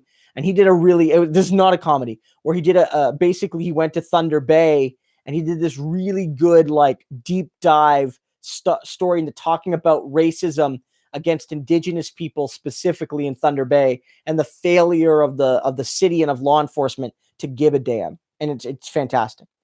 Okay, so I think we'll probably go until 11. Okay. If that works for you. Yep. And so shout out Sage and Fool. Thank you for your support again. And they say, are you planning to keep posting after the election on a regular basis with government critiques? Yeah, I mean, my goal for this channel is to keep growing it. We're getting close to 5,000 subs. Somebody told me that once you hit 5,000, growing becomes even a little bit easier. I hope that's true, but we're going to keep trying to grow the channel. I post content pretty much every day on the channel, sometimes twice a day if I have enough to say. I don't try to force a second video unless I have something to say. But yeah, I continue. What I'll probably do is do a little bit as the US one gets closer. I'll do more American politics too. This channel, I do American and Canadian. I'll do those. I also do non-politics videos from time to time. I'll do videos about YouTube stuff. I'll do videos about history every once in a while. So I do a little bit of different stuff. But of course, because we're in election mode right now, I'm razor focused on the Canadian election, obviously. And that'll probably be the case until election night. And then probably if it's a minority afterwards, there's going to be way more to cover than in a majority government where everything becomes more predictable. So I'll be doing tons. In terms of live streams, what we do on this channel is we do them every Wednesday night. And then after big events, like if it wasn't the Canadian election, And I've been so busy with that. I would have live streamed after the US debate last night, and we would have talked about how Bernie Sanders is awesome. Basically, that was what we would do. And then that's what. And this stream is every Wednesday night, though.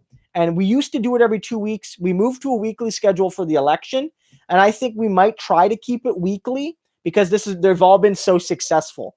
You guys have been very supportive, and you've come to watch them. So we'll likely keep them on a weekly schedule going forward with that. So lots more Canadian politics to come. I think more than anybody else on YouTube, I cover Canadian politics. It's a smaller niche than covering US politics, so the growth has been a bit slower, but you guys are like a super loyal audience, and it's great to see. Okay, Social Injustice says, have you looked much into the full Liberal platform? And if so, any comments on it? I have my own thoughts, but I would love to hear yours. Yeah, I mean, the Liberal platform is interesting, right? There's good things in there. I mean, there's even a couple good things in the Conservative platform, like they're making museums free. I'm worried they're not going to fund them to cover the difference, but I like that idea of making our national museums free. Britain, most of the museums in England a lot of them are free. They're by donation. Yeah, you can have donations, and I mean, I like that. I think museums should be free. So even in the Conservatives, I'm like, okay, that's a good idea. The Liberals have some good ideas. My concern with the Liberal platform is, like, on some of the key issues, they've clearly put them in there to kill them later, like pharmacare. They have a brief mention of it, but so little money allocated that they put it in there so that they could say to potential NDP voters, well, we also have pharmacare. But they have not devoted the funds and stuff to it. Also, a lot of criticism has come about all the platforms except the NDP is that they all talk about Indigenous people, but the NDP is the only party that has kind of weaved Indigenous issues consistently throughout. And I think those are like some of my big criticisms with the Liberal platform. I also feel the Liberals are not doing nearly enough to tax the rich. They're not considering wealth and capital gains tax increases. They aren't doing even things that I would expect the Liberals might do. Like the Liberals, I could see them decriminalizing drugs, but they're not moving in that direction. So even in the areas where I thought they might do a good job, they've been very disappointing. Okay, Sam Kaplan, quickly, because we only have 9 minutes left. Okay. Wants your thoughts on the Green Party. Not a huge fan. I've talked a lot about the Green Party. They're probably, like, on some issues, they're like the best non-NDP party. There's some real good people in the Green Party, but like I feel like their ideology is not great. I feel like when push comes to shove, they're like sort of a center-right party on most issues. I feel like they've been far too unclear on things like a woman's right to choose. I do not trust them on protecting that right. I could not tell a woman in good conscience that Elizabeth May would defend your right to choose. I can't, because she said she's willing to work with conservatives on everything but the environment. And Green Party candidates, there are many who are anti-choice. The Green Party today booted a candidate who said you should support the NDP, but there are 4 candidates in Quebec who have said Islamophobic things. They will not tell us who they are, and they will not remove them from the party. So Elizabeth May says, saying the NDP is good, you're banned. Being Islamophobic, welcome to the Green Party, right? They've also used, some of their new recruits have used justifications saying that because of Jagmeet Singh's religion and stuff, he can't win, and that's why we joined the Greens. So the Green Party has potential. They have people in that party that are great, but there's too much troubling me in that party that I could ever support it. And the Greens are saying right now on social media and in traditional media that the NDP's lying about them, about a woman's right to choose. But we're not. We're not lying at all. All we're doing is quoting the Green Party. And those quotes don't make the Green Party look very good at all. Okay, Craig Adolph says, what cabinet positions would you pick for Matthew Green and Leah Gazan? Matthew Green, like maybe housing? Yeah, I mean, these are great questions. Yeah, Matthew Green, Matthew Green would be great for anything that because he's such a strong local representative. He has that city council route. I think like he might have a passion for things like housing and whatnot, working on the transit profile. Anything that I think Green would be great at Singh's need to work with municipalities generally.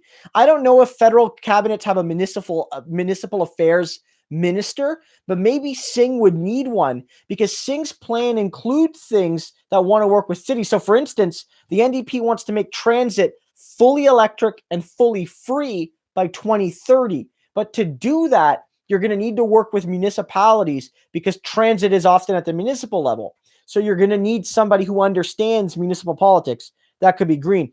Leah Gazan, I mean, it's always complicated because Indigenous people are complicated about taking profiles specifically aimed at Indigenous people. But Leah Gazan could do so much in representing Indigenous people or just representing, working people in terms of her fight of economic justice. Maybe she could do social services. I think that, I wouldn't want to pigeonhole her into a role. I also know Matthew Green a little bit more personally than I do Leah.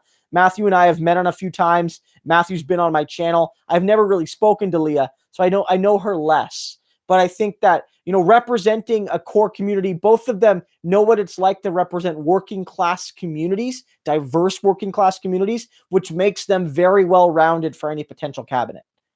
Okay, Adam B says, rally tomorrow in Brampton. Sounds like a new announcement. Any idea what it could be? Any word from any sources? I'm not sure. I often get, like, and I'm being honest, I mean, maybe I got something in my email box that I haven't seen yet because I've been on with you guys. Sometimes I get emails in advance from press people about what's going to happen. None of it's top secret. It's often the emails that go out to them, to the journalists. I'm not sure what the announcement would be. Obviously, the rally in Brampton it's Jagmeet, hometown, strong point for the NDP in the provincial election. The polling of the region doesn't show us picking stuff up, but Brampton is going to be hard to poll because the wild card of Singh and Brampton is going to, I think, throw off polling projections. And I can see us winning Brampton East, at least. That's a strong riding for us. And so I think having a rally in Brampton is going to be big. In terms of what the announcement is, I wouldn't want to speculate.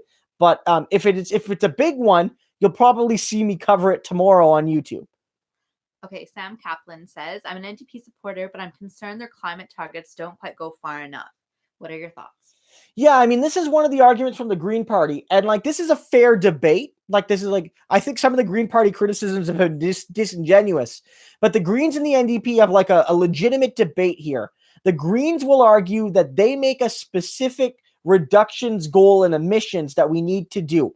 The NDP will say in counter that the Greens have made the primary objective 1.5 to stay alive, which is to say we can't allow temperatures to rise by more than 1.5 degrees Celsius. And the NDP says observers have suggested our plan gets us there. So the Greens disagree because we don't lower emissions enough. And Singh will say that as long as we hit that temperature goal, then that's the main goal. Elizabeth May has said so herself. And that's the debate. Beyond that, I am not knowledgeable enough as a climate scientist or expert to actually adjudicate that.